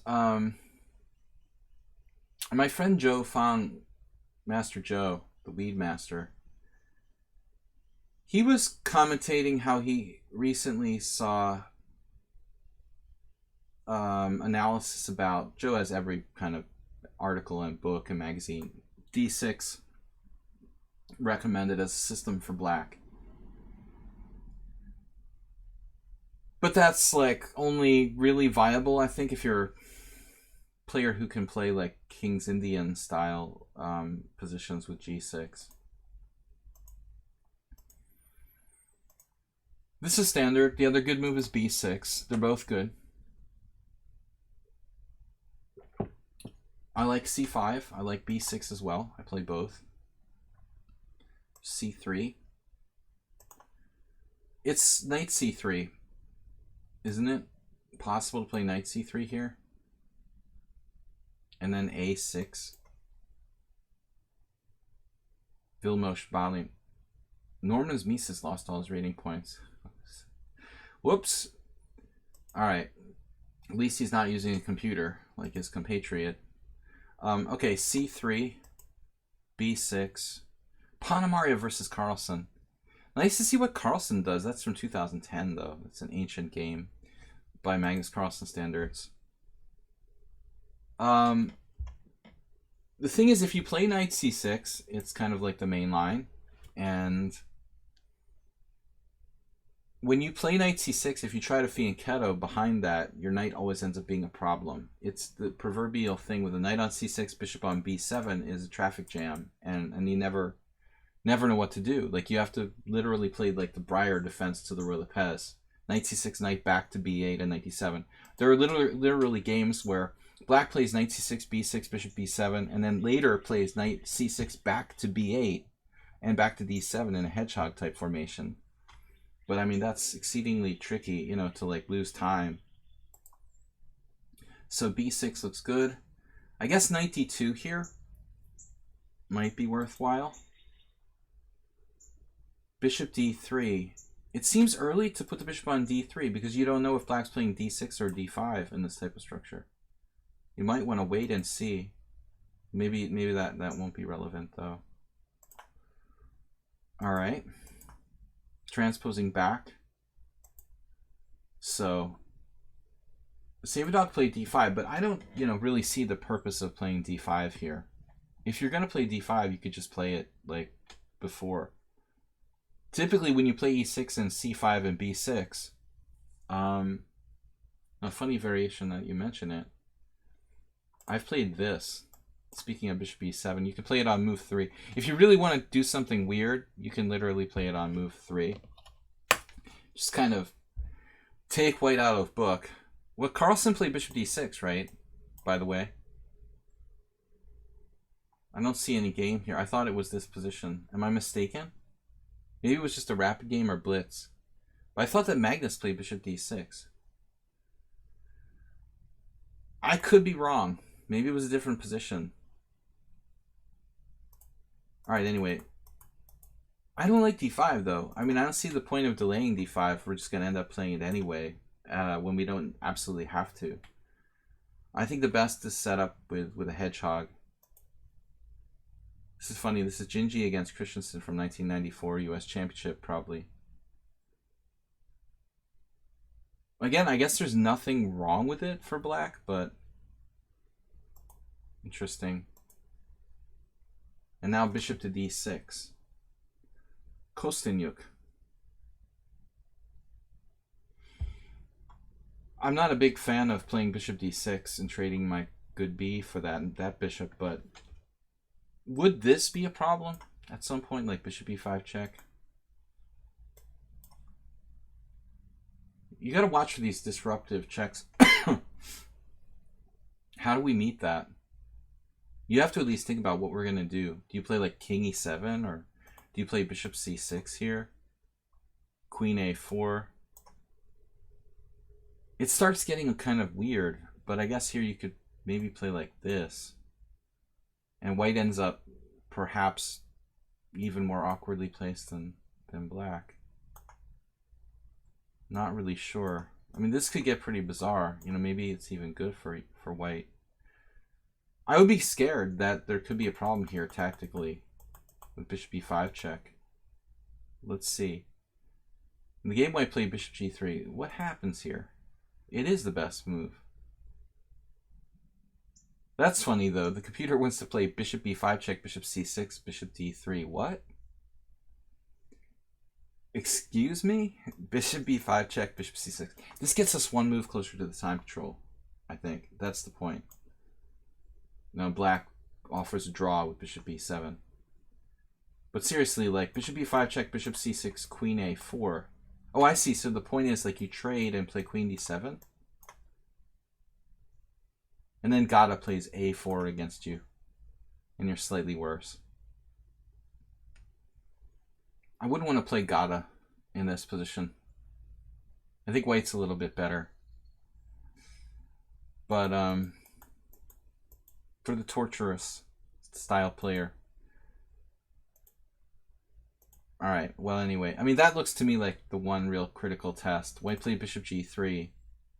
This transposes to a game that Ferenc played in 2012. Berkesh Ferenc against the Filipino Grandmaster Torre. This is interesting because Ferry plays the London system with white. Maybe he started like post 2012 though. I'm not sure when Berkesh started playing the London system with white. I mean, it's a very fashionable opening and a lot of people are like copying Carlsen and others. Berkesh has been playing this in the last couple of years, but I'm not sure he was playing it back in 2012. And he ends up losing against Torre, which is a pretty major upset. So, anyways, Castle's kingside looks good. Wow, you've actually transposed to Esipenko versus Matlikov. This is a game from, I guess that's from like the Aeroflot Open. Dude, I know this game. I think I might have even done like a video on it or something. Yesipenko against Matlikov from 2018. I think it's Aeroflot Open. That's a huge, huge upset right there. I mean, Yesipenko's really talented, but Matlikov is 2,700. You've transposed back into a more common line now. Queen e2. That's a Magnus style move. He likes that.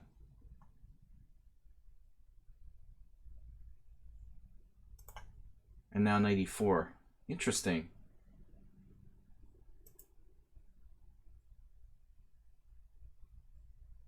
Computer's like h6. That actually got played in the game. What? That is bizarre.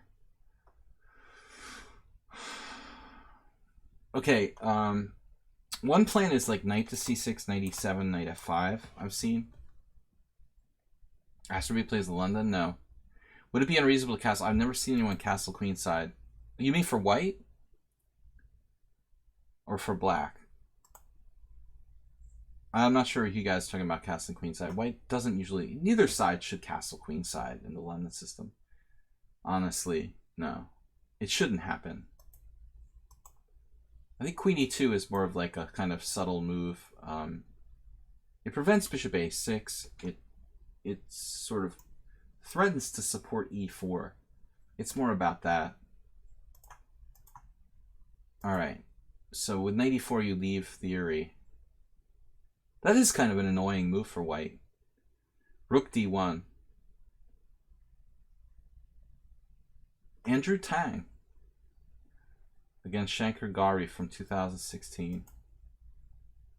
Some sort of like IM tournament, or what is that? Knight e4.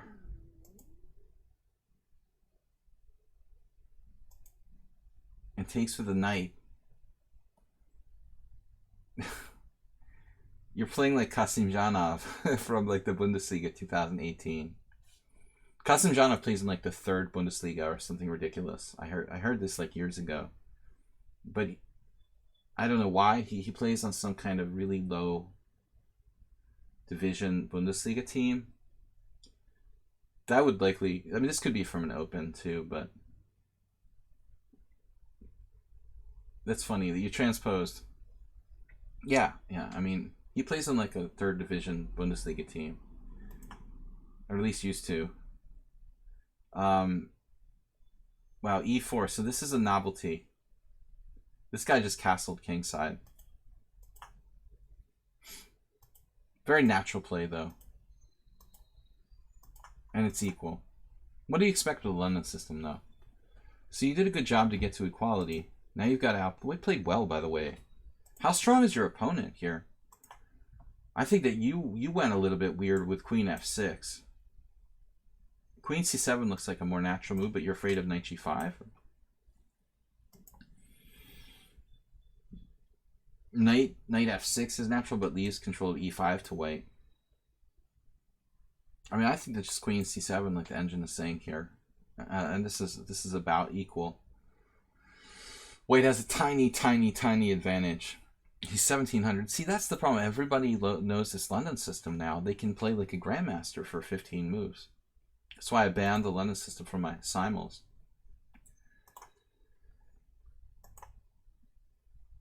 I'm concerned about these weak squares here. c6, b7.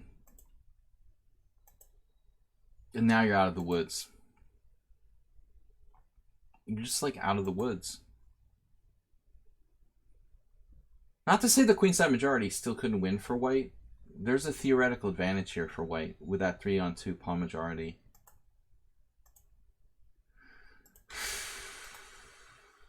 Yeah, this is kind of weak. I mean, you would think he would try to keep the open file. Knight takes e4. Not a big deal. Here, draw. a5 Warnacki's happy. You got out of the woods, but black isn't better.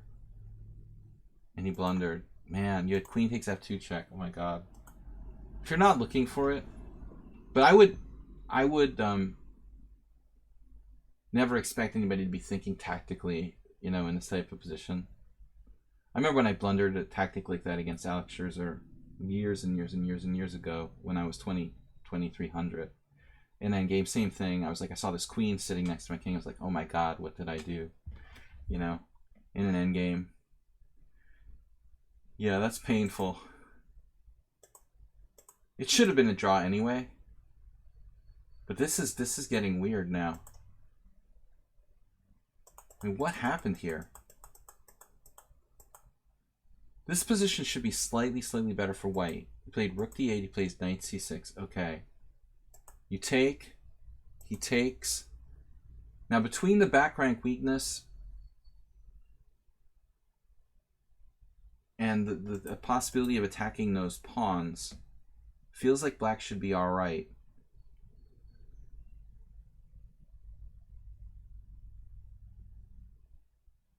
Still, you gotta worry about back rank too. Is it better to play a6 instead of a5, I wonder? Okay, guys, I gotta move a little bit faster. We've got Asterbate, Uber Driver, Bisonov, Arsenal fan. Let's move it along. Apparently this is still okay. Well, you obviously missed the tactic, but let's say white doesn't do that, you know. Queen e2, or what's he gonna do? h3. Let's say he played like h3. How would we continue here? e5? Maybe just e5? Then queen d5. h6. You could play, but now white's really maybe got something? No. Yeah, h6. h3, h6, let's say. Both sides stop the back rank mates.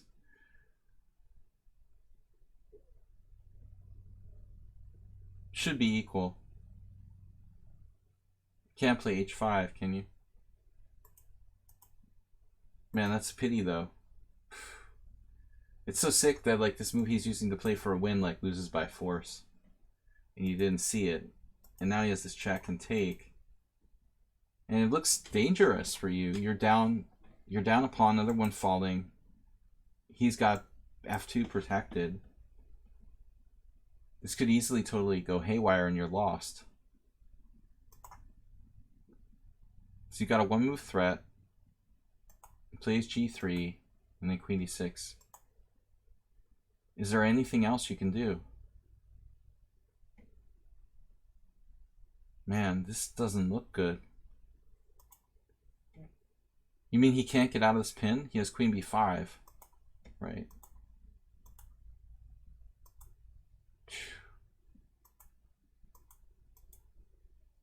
This is ridiculous. How the heck did we lose a pawn? We just missed one move. Doesn't seem fair.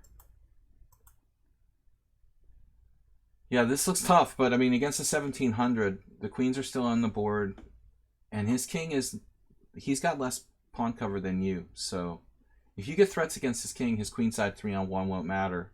You got to play as actively as possible here. Now, there's some serious threats. f5, knight e4 is looking very, very dangerous. Wow. Another thing is like queen endgame. I mean, it's not going to matter how many pawns up he is if you get a pass pawn on the 6th rank with like knight d3. It doesn't matter if he has 7 extra pawns. I mean, if your pawn's queening first in a queen endgame. Wow. Okay, so like it's better for black now. He's paralyzed to f2. You're picking off the base of his pawn chain. Game totally transformed. We're just winning. So a lot of mistakes by both sides in the early stages of the endgame, but this is just winning now. Famous last words. Maybe not. Uh-oh. There's knight g4. How fast are we with this pawn?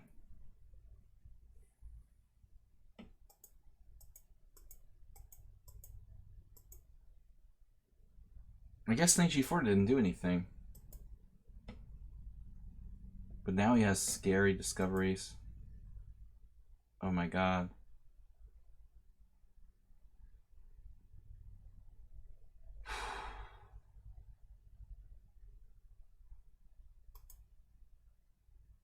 What happens if he plays like f3 now? That's crazy. f3, knight e1 check. f3, knight e1 check. Oh, you have queen e7. Wow. Oh my god.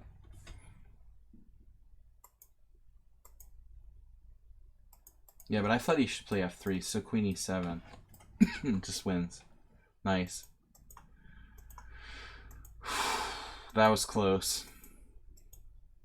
I was scared. I thought you were going to lose. Or just even a draw would be a tragedy after you got that past a pawn. But I think it was alright. That was alright. It was a lot of mistakes for both sides, but it was a tricky position.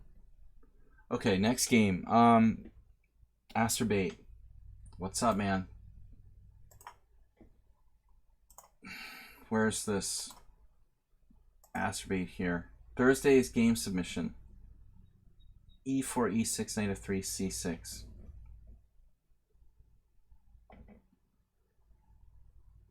Yeah, HTFP. No, it's a good game. I mean, I think that you're lucky, but you're also, you know, deserve credit for fighting from a worse position. Your opponent played pretty well until the very end, which is what you expect from 1700s. I told the stream a lot. Like, I've played many games when I was a master in chess club games where the guy was, say, 1800, and literally I had to win like a drawn king and pawn end game. But you just got to grind it out all the way to the bitter end, you know, and they will make mistakes, especially in the end game. Endgames are the hardest part of the game to learn, and I think in the internet era, still endgames are very hard to learn. And if you play a lot of people here on lichess, you'll play with players who are just tremendously strong in the opening, tremendously strong tactically, and then they just completely melt down like bunnies in the endgame. Way worse than used to be the case like 15, 20, 25 years ago. I mean, way worse. Players were more balanced in the old days. But I think the internet makes it so much easier to learn the openings and learn tactics that necessarily, like, people kind of forget the endgame.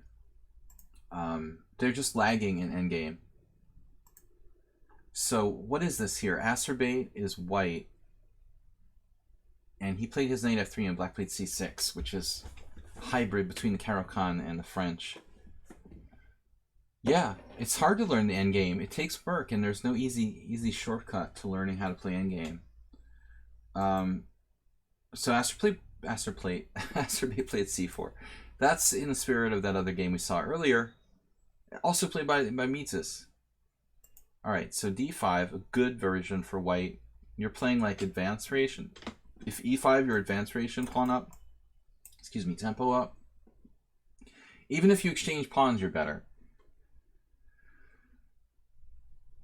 You could have a good French after ED. You could have a good Caro-Kann advanced variation after e5. What I don't like is like knight c3, because after that, probably black is okay, like d4. Ironically, black didn't play that. It's like the best move for black here. Check it out. 3-4 games in this position. Mark Dvoretsky, of all people. Can you imagine that black didn't play d4 in this position? I mean, Dvoretsky, this is 1980. You know, he wasn't the famed coach then. Luana, I don't know if we'll have time. It might be a little too late. Isn't d4 black's best move here? Yeah, that's so weird. Clearly the best move for black. And look at that. 2 games with d takes e4 and 2 games with knight f6. That's just ridiculous. French players don't like to play d4, but I mean, this position is clearly the best move for black. So Asterbate has no good way to kind of keep the tension here if he plays knight c3. So instead he plays cd5. Alright, this is fine. cd5, cd5, e5. It's a kind of advanced variation of the French now. Knight e7 and d4. And the same thing that I was talking about earlier, white has access to the c3 square. This is basically an advanced French where black played like an exchange of pawns with cd4, cd4 too early. It's good for white. Here's Holmov in 79.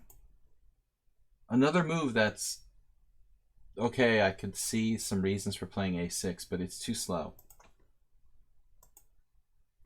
b5, really no big deal.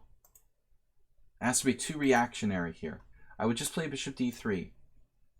Put your bishop on its best square, castle king side. No issues. If he plays b4, fine. You know, you've got lots of good places to go. a4, e2. White has everything here. a3 is not necessary. Yeah, I mean, Arsenal b6, yeah, maybe better. So knight g6. White isn't castle. Time to roll the h-pawn. Perfect example.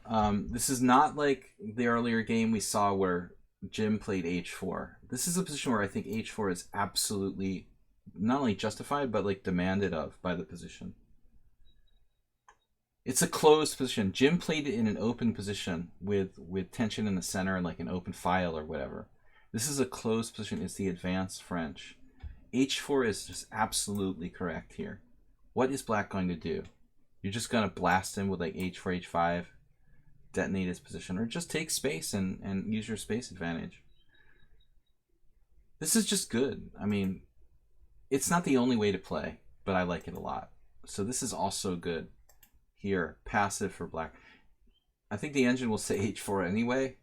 It's saying h4 as some sort of pawn sack now.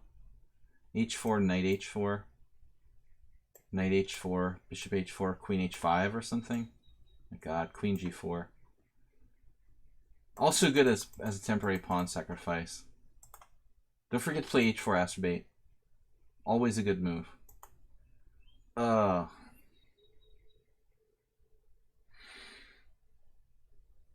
No.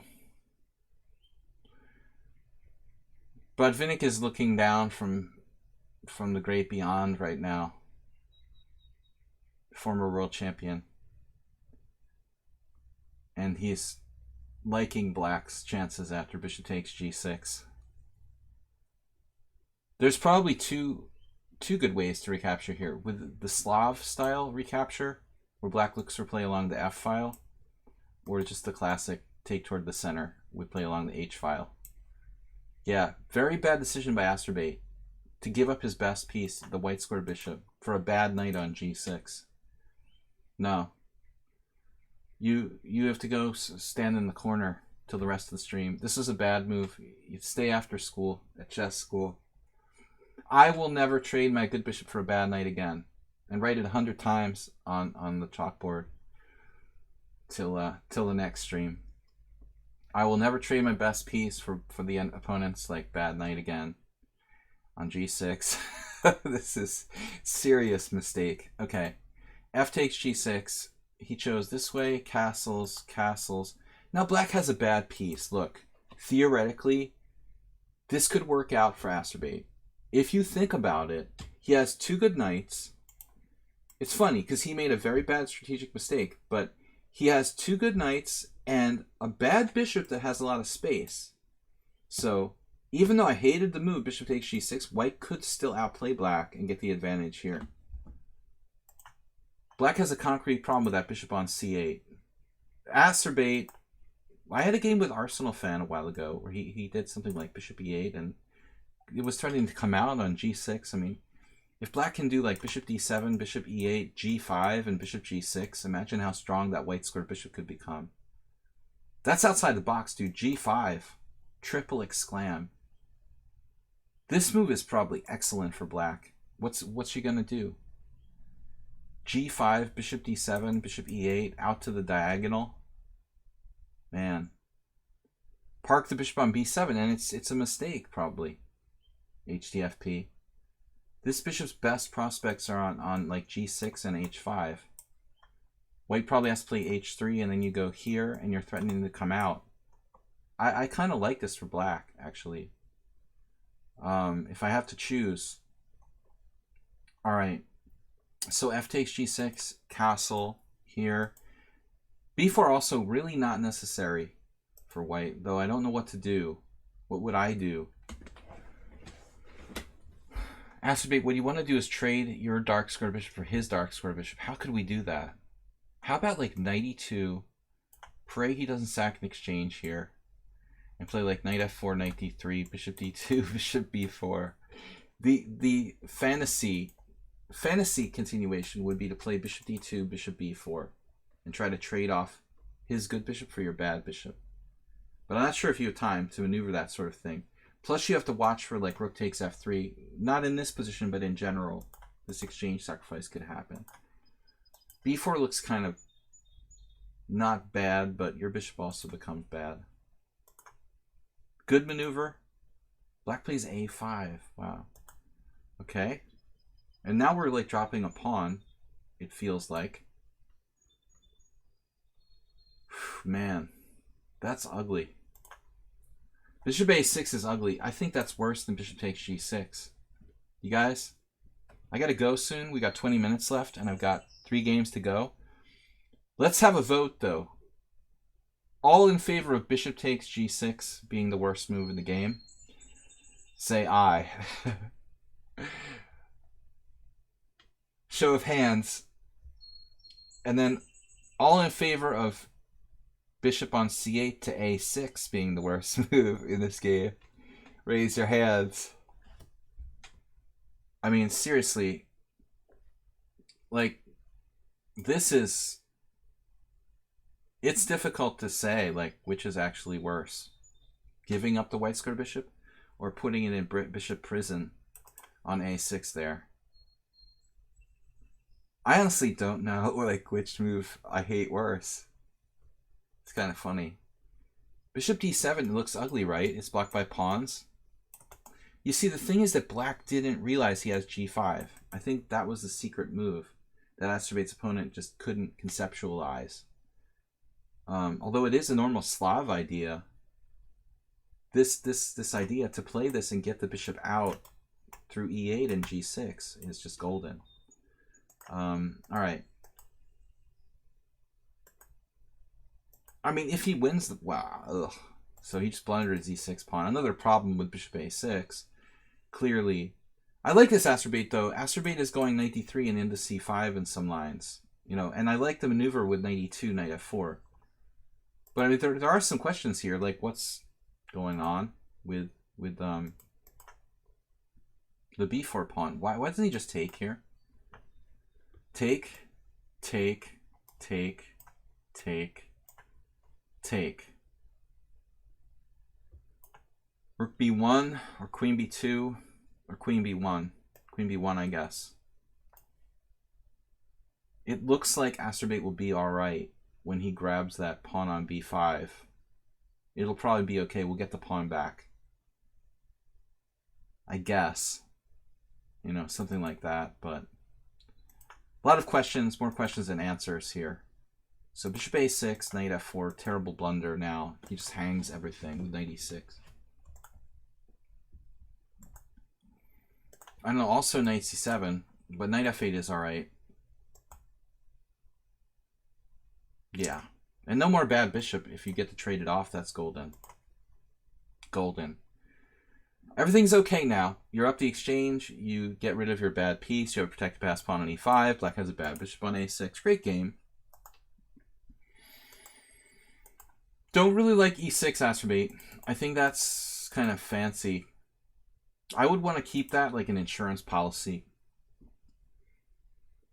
For you here, that e5 pawn is really like money in the bank. And if you push it, there's no more insurance, you know? I would not push that pawn. It just doesn't seem necessary.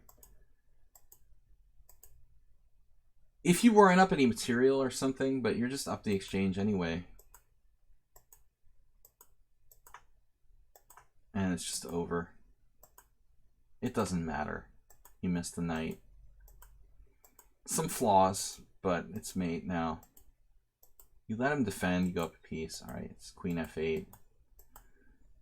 Knight d3. I think this is winning for white. Lost checkmate sequence. Astrabate wasn't quite concentrated with this one. He definitely missed some checkmate sequences there. But the one takeaway from the game, man, that's most important is that move. I mean, otherwise you played okay, but this is something you gotta really appreciate, like how bad this move is. You're like clearly better, and you went from clearly better to like equal. I think the black, is at least equal after bishop takes g6. All right. We've got 3 games left and like 15-20 minutes to do it, so let's go. Uber driver, 7 minutes per game. I got to be quick with the analysis now. I'll cheat you guys. Hungarian defense, good. It's a quick one. This is Uber driver with black. I like it when he submits the fast wins. So Uber's black. It's Hungarian defense. I live in Hungary most of the year, for those of you who don't realize. I'm only in the United States, oftentimes in the summer. d4, d6, and yeah, here we are. So there's many ways for white to play. I think white's better here. Closing the position with d5, that's definitely a reasonable line. Not everyone's style. h3 is interesting. I've never seen that, but I guess it's okay. Can't we transpose to kind of exchange Philidor here? How good is h3 in the exchange Philidor, Uber driver? That's what I'm wondering. I mean, should you take? Could you take on d4? Knight takes d4, knight f6. Why is this bad? Why isn't this just an exchange Philidor? Shouldn't this just be okay for black? Because h3 is like almost like a luxurious move. I wonder. We gonna transpose? Yeah. So suddenly there's like a million games. Look, bloop, bleep. There's 100 games. It's an exchange Philidor, and I'm not sure how good h3 really is. But it takes a special player to play the exchange Philidor for black. My teammate Zoltan Varga and Nispianu, who's like a genius, are a couple people that I can think of. But not just everyone can play the exchange Philidor well. Mamajarov, excuse me, I can't talk. Mamajarov, Nispianu, and Zoltan Varga. There's 3 I can think of. Play a mean exchange Philidor. But, all right, let's see what happens in the game. Knight f6. I think that white should go for d5. I remember watching Patrick Wolf once win a nice game. I'm not sure about h3, though. Let's say, like, knight b8, bishop d3. I mean, the standard 8, and we go c4. It's like a Steinitz, like Blubix. Is it a Steinitz? Yeah, it's almost like a Steinitz for Lopez. Not really, but kind of. Yeah, I mean, is h3 a good move? I don't know. All right, so let's see what happens. Knight c3, castles, d5. Now, yeah, it's a little late for that. I also don't know if I like... I don't know if I like knight c3 here. Blocking the c-pawn. White has space, though. Can't be bad. Ivan Isevich. 2018. The only really notable game here. Do h3 and d5 go well together? Yeah, it's a good question. But g4 is kind of scary. And I think that Joseph Henry Blackburn would play c6 now. I might be wrong. We'll have to have a seance and ask him. But my gut instinct is that if we check c6, according to Blackburn, is the way to go. You want to hit him real fast with some kind of break, I think, in the center when white's going with g4. I like that. Uber's play, I mean, it does look kind of passive for black. Interestingly, this is what Ivan Isevich did, who's a great player. He also played knight on bd7. Okay. Bishop g5, that's not good. So, the Turkish player played bishop e3, and Ivanisevic played a6, but you know, I think white's better here, to be frank. And I still stand by my opinion that I think that black should play c6, and Stockfish agrees. So I'm sorry, Yvonne. We think that c6 is better. So Uber Driver plays knight on bd7, backed up by a Grandmaster game. White plays the absurd bishop g5. So if you play knight takes d5, it's like knight takes d5, bishop g5. It's not so clear.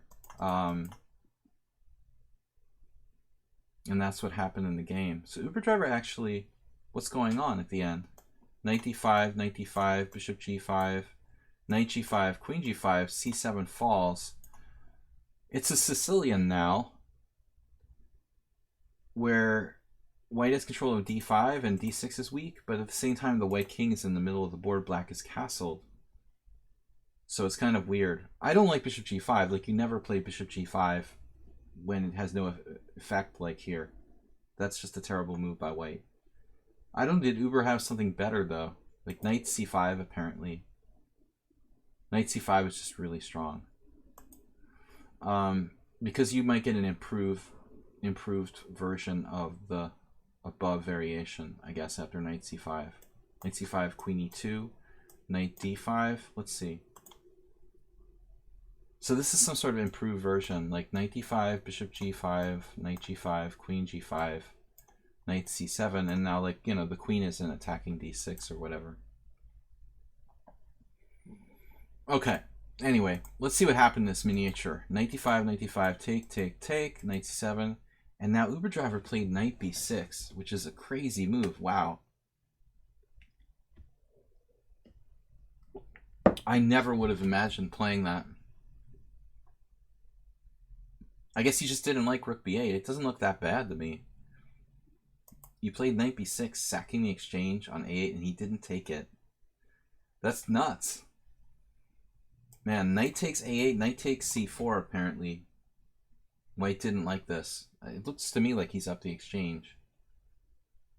I would make you prove to me like you've got enough compensation there. So white believed him. Bishop e3, queen f4, knight a8, and now queen takes e4 check. And he has to play king d2. And so it's a perp.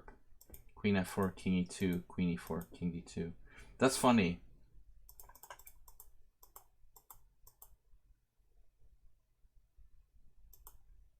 So queen here takes, and it's a forced draw. But the real question that comes down is, you know, white deciding to play bishop e3. I mean, knight takes a8, knight takes c4. I'm not really convinced by this, you know. But if it was a fast game, what is the time control? 5+3. I mean, it's perfectly reasonable. Both sides played perfectly, almost. Interesting game. Okay, guys, 2 quick games. Bisanov and Arsenal fan. I've got 5 minutes for these games each. Bisanov. I was outplayed this game, never had a good plan. I couldn't accept fast enough when my opponent offered a draw when I thought I was lost. Okay, we'll go over this quickly. Let's grab it. Copy.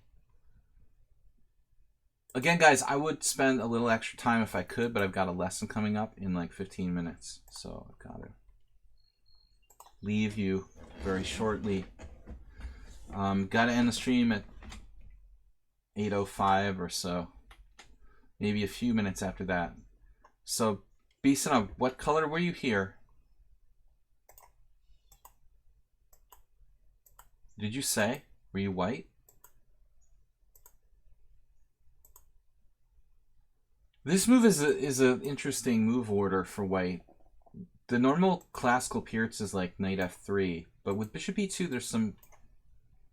there's some interesting lines. One idea is to play h4. Speaking of the Ponda. Jim, thanks for your donations going up to 1,000 bits. Which color is Bisanov? Jim, thank you for 1,000. Blobby with 800. Dragon BC with 500. Well, this is an old line. I have a Peart's book that's like a pamphlet from the 60s or something, and bishop e2 h4 was known forever. So it's certainly not Jababa's like invention. Prepping g4, I don't like as much. I like the h4. So c6, bishop e3. You know, with this move, it's like white's just probably transposing to some kind of classical line. Queen c7 is weird. That's interesting, though. Like, controlling e5. But I think now it's probably a good check defense for white. f4. Most likely you should go for it here and transpose to some sort of form of weird check defense or pribble.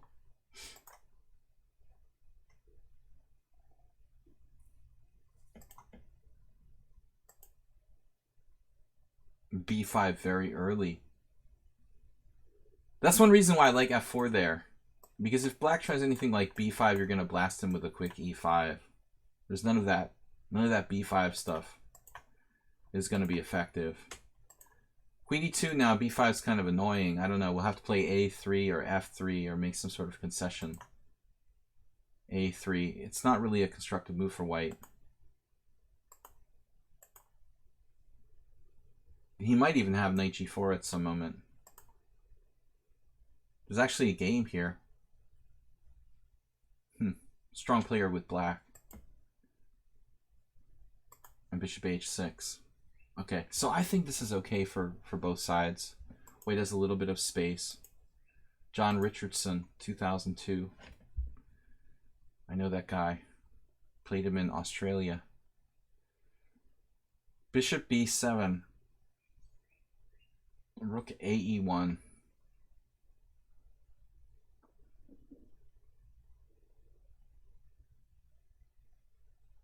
Okay, not a lot of time, so let's go through this. I think this rook probably belongs fe1. I would go with rooks on d1 and e1 here.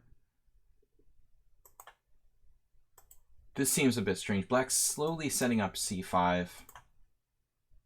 I don't like this placement of the rook on f1 if you can't play f4. You're going to have to bring the rook back now to d1. Generally speaking, exchanging on e5 is better for black.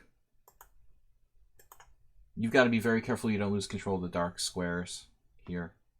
This could easily just be better for black. And this looks kind of artificial, but you do have the sort of brute force threats of knight h4. He doesn't give you that. Yeah, this is well played by black. Well played, very principled. Now g4 sort of strikes me as a move like based on desperation. I mean, it's like yeah, you stop knight h5, but I mean he could get in there a different way, like knight f8, knight here, knight f4. Probably g4 does more damage than good for white. I think white needs to just suck it up and play like kind of routinely here. Again, rook d1, admit you made a mistake. Maybe knight h2 is a possibility, going for this.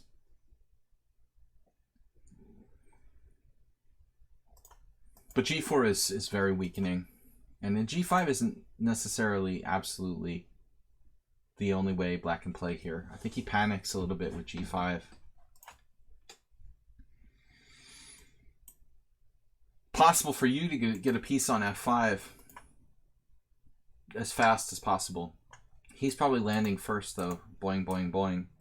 Yep. Problem. Yeah, this is better for black now. Whoops. And then this is under attack, so he can't play knight g3.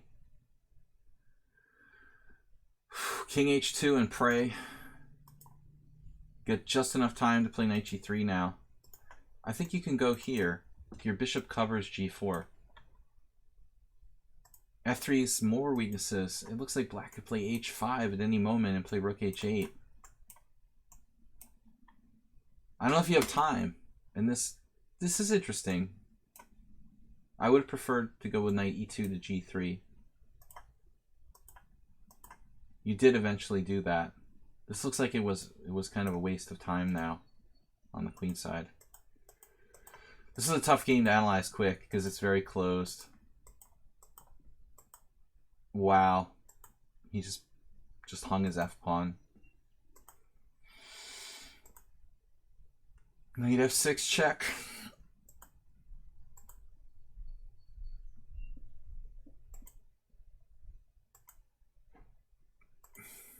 Oh man, we must have missed something here. This has to be winning for white. And it doesn't seem to be a direct win though. It's funny.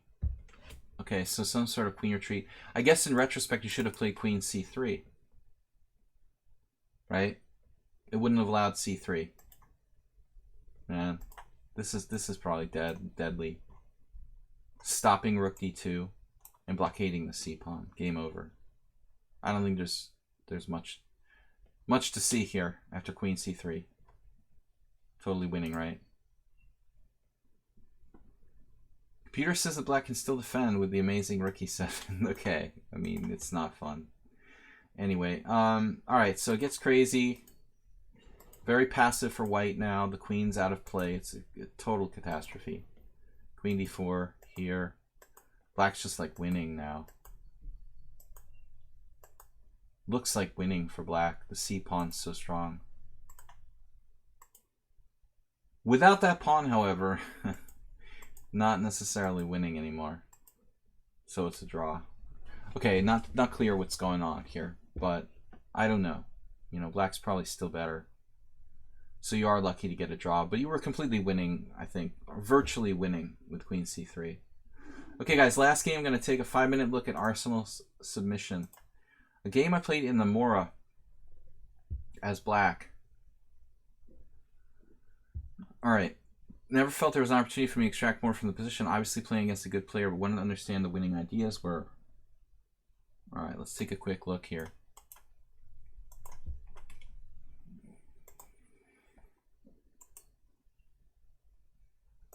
Guys, thanks everybody in advance. I got to run very quickly after we look at this game. I've got a lesson, and it's been fun looking at some interesting games with you guys. I'm going to be back tomorrow, Friday, 5:30.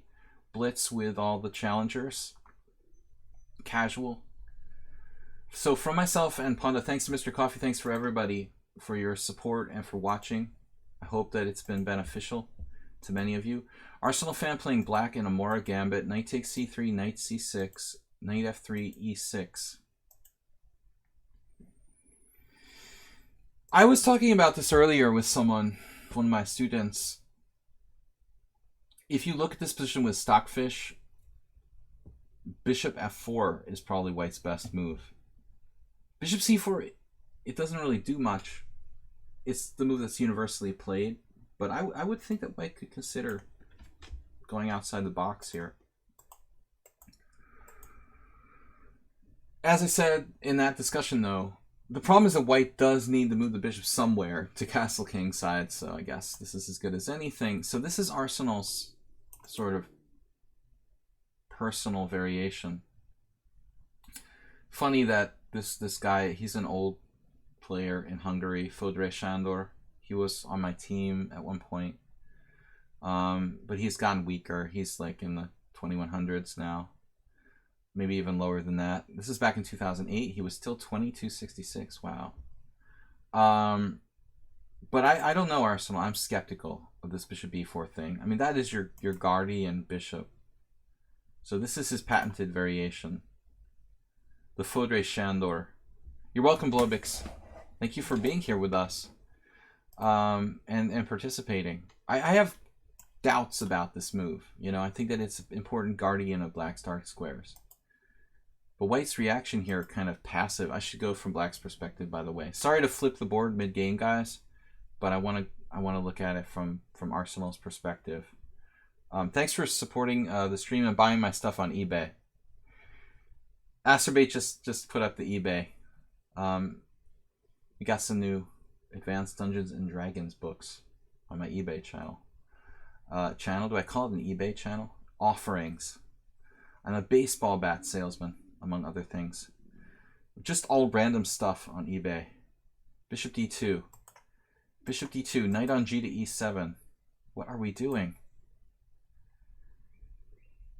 So I don't know why white plays bishop d2. What? How do you play the Bora and you're playing bishop d2? Bishop f4. Show me the money. Give me the d6 square. Worrying about the niceties of pawn structure. Bishop d2 is a sham. So Banki Ishvan played queen e2.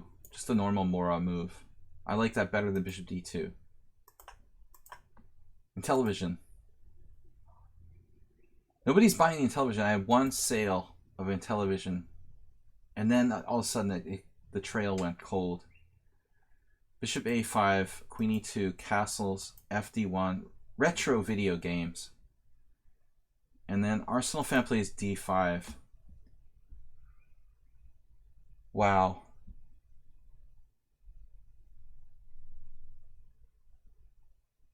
Freeing yourself.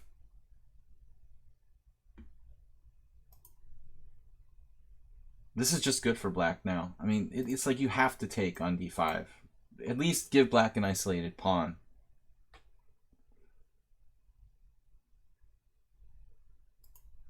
I'll just have to lower the prices on the stuff I can't sell. But it was funny because the Intellivision cartridges, like, I sold some like as soon as I listed it. That was it though, just one batch. d5, bishop a2, d4, and black's just clearly pawn up for no compensation whatsoever. Over. I mean, that's a protected pass pawn, so now white sacks a piece. It's like, what? Alright. We just have to calmly defend now. This is the Mora gambit. Queen c7, rook c1, queen b8. You can simply play queen b8, and I firmly believe that black is clearly better. But it looks like Arsenal played knight c6. I caution you about knight c6. There could be problems here, though. Wow. Because queen b8, bishop c5. Do we have an issue?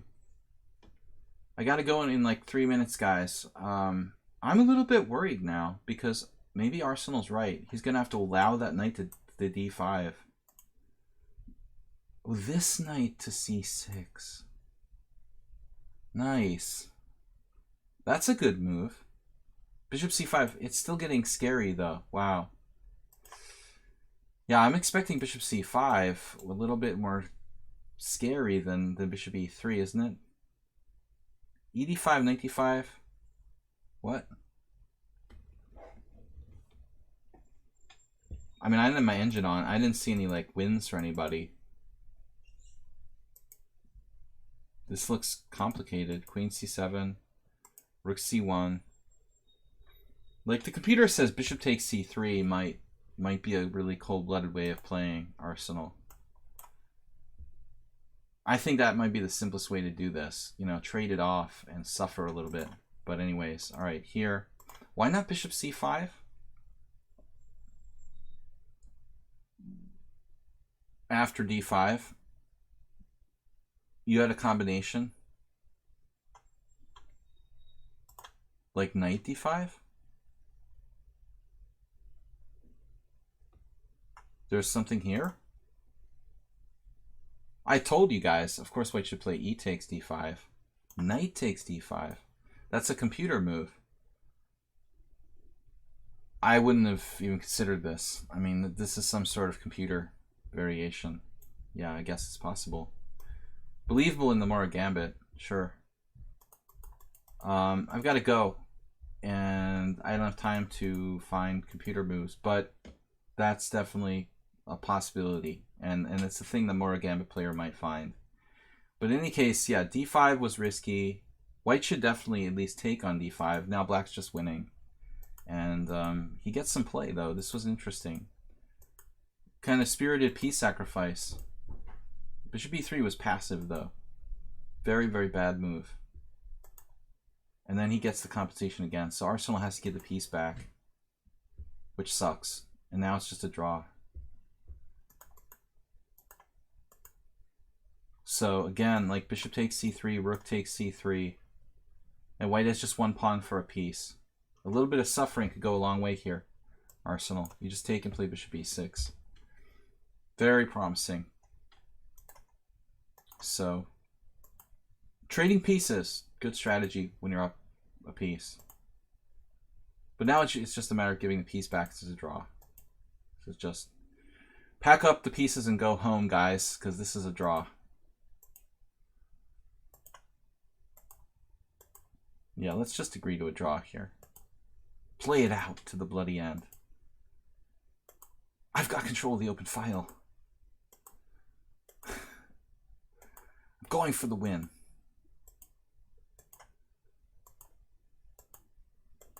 I got you now. And A5, dead draw.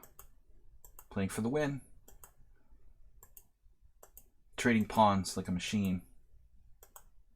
Good move, King F6. Better king. Uh-oh, this is risky playing F5. G5 going for the win.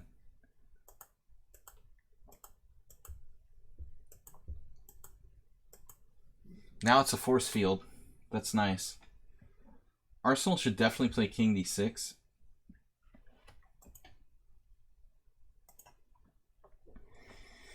Give him a chance to go wrong with King D6. Now there's no chance to go wrong. Boring game, man. That was a very boring game. All right. Thanks, everybody, for joining me. We're going to be back tomorrow night. It was my pleasure to host the stream and the Ponda as well. Thanks again, Mr. Coffee. I hope everybody got something out of it. I certainly did. We will be back tomorrow and Sunday with a simul. And just a reminder, no stream Monday through Thursday this week. I have a very important trip I have to take with some important business. So stream will recommence next Friday. So we've got Friday, Sunday, and then again next Friday. We'll be continuing after that, and then the regular schedule for the rest of August. Thanks, everybody. Bye-bye, and thanks for joining the stream. Bye-bye. Later, guys. Take care.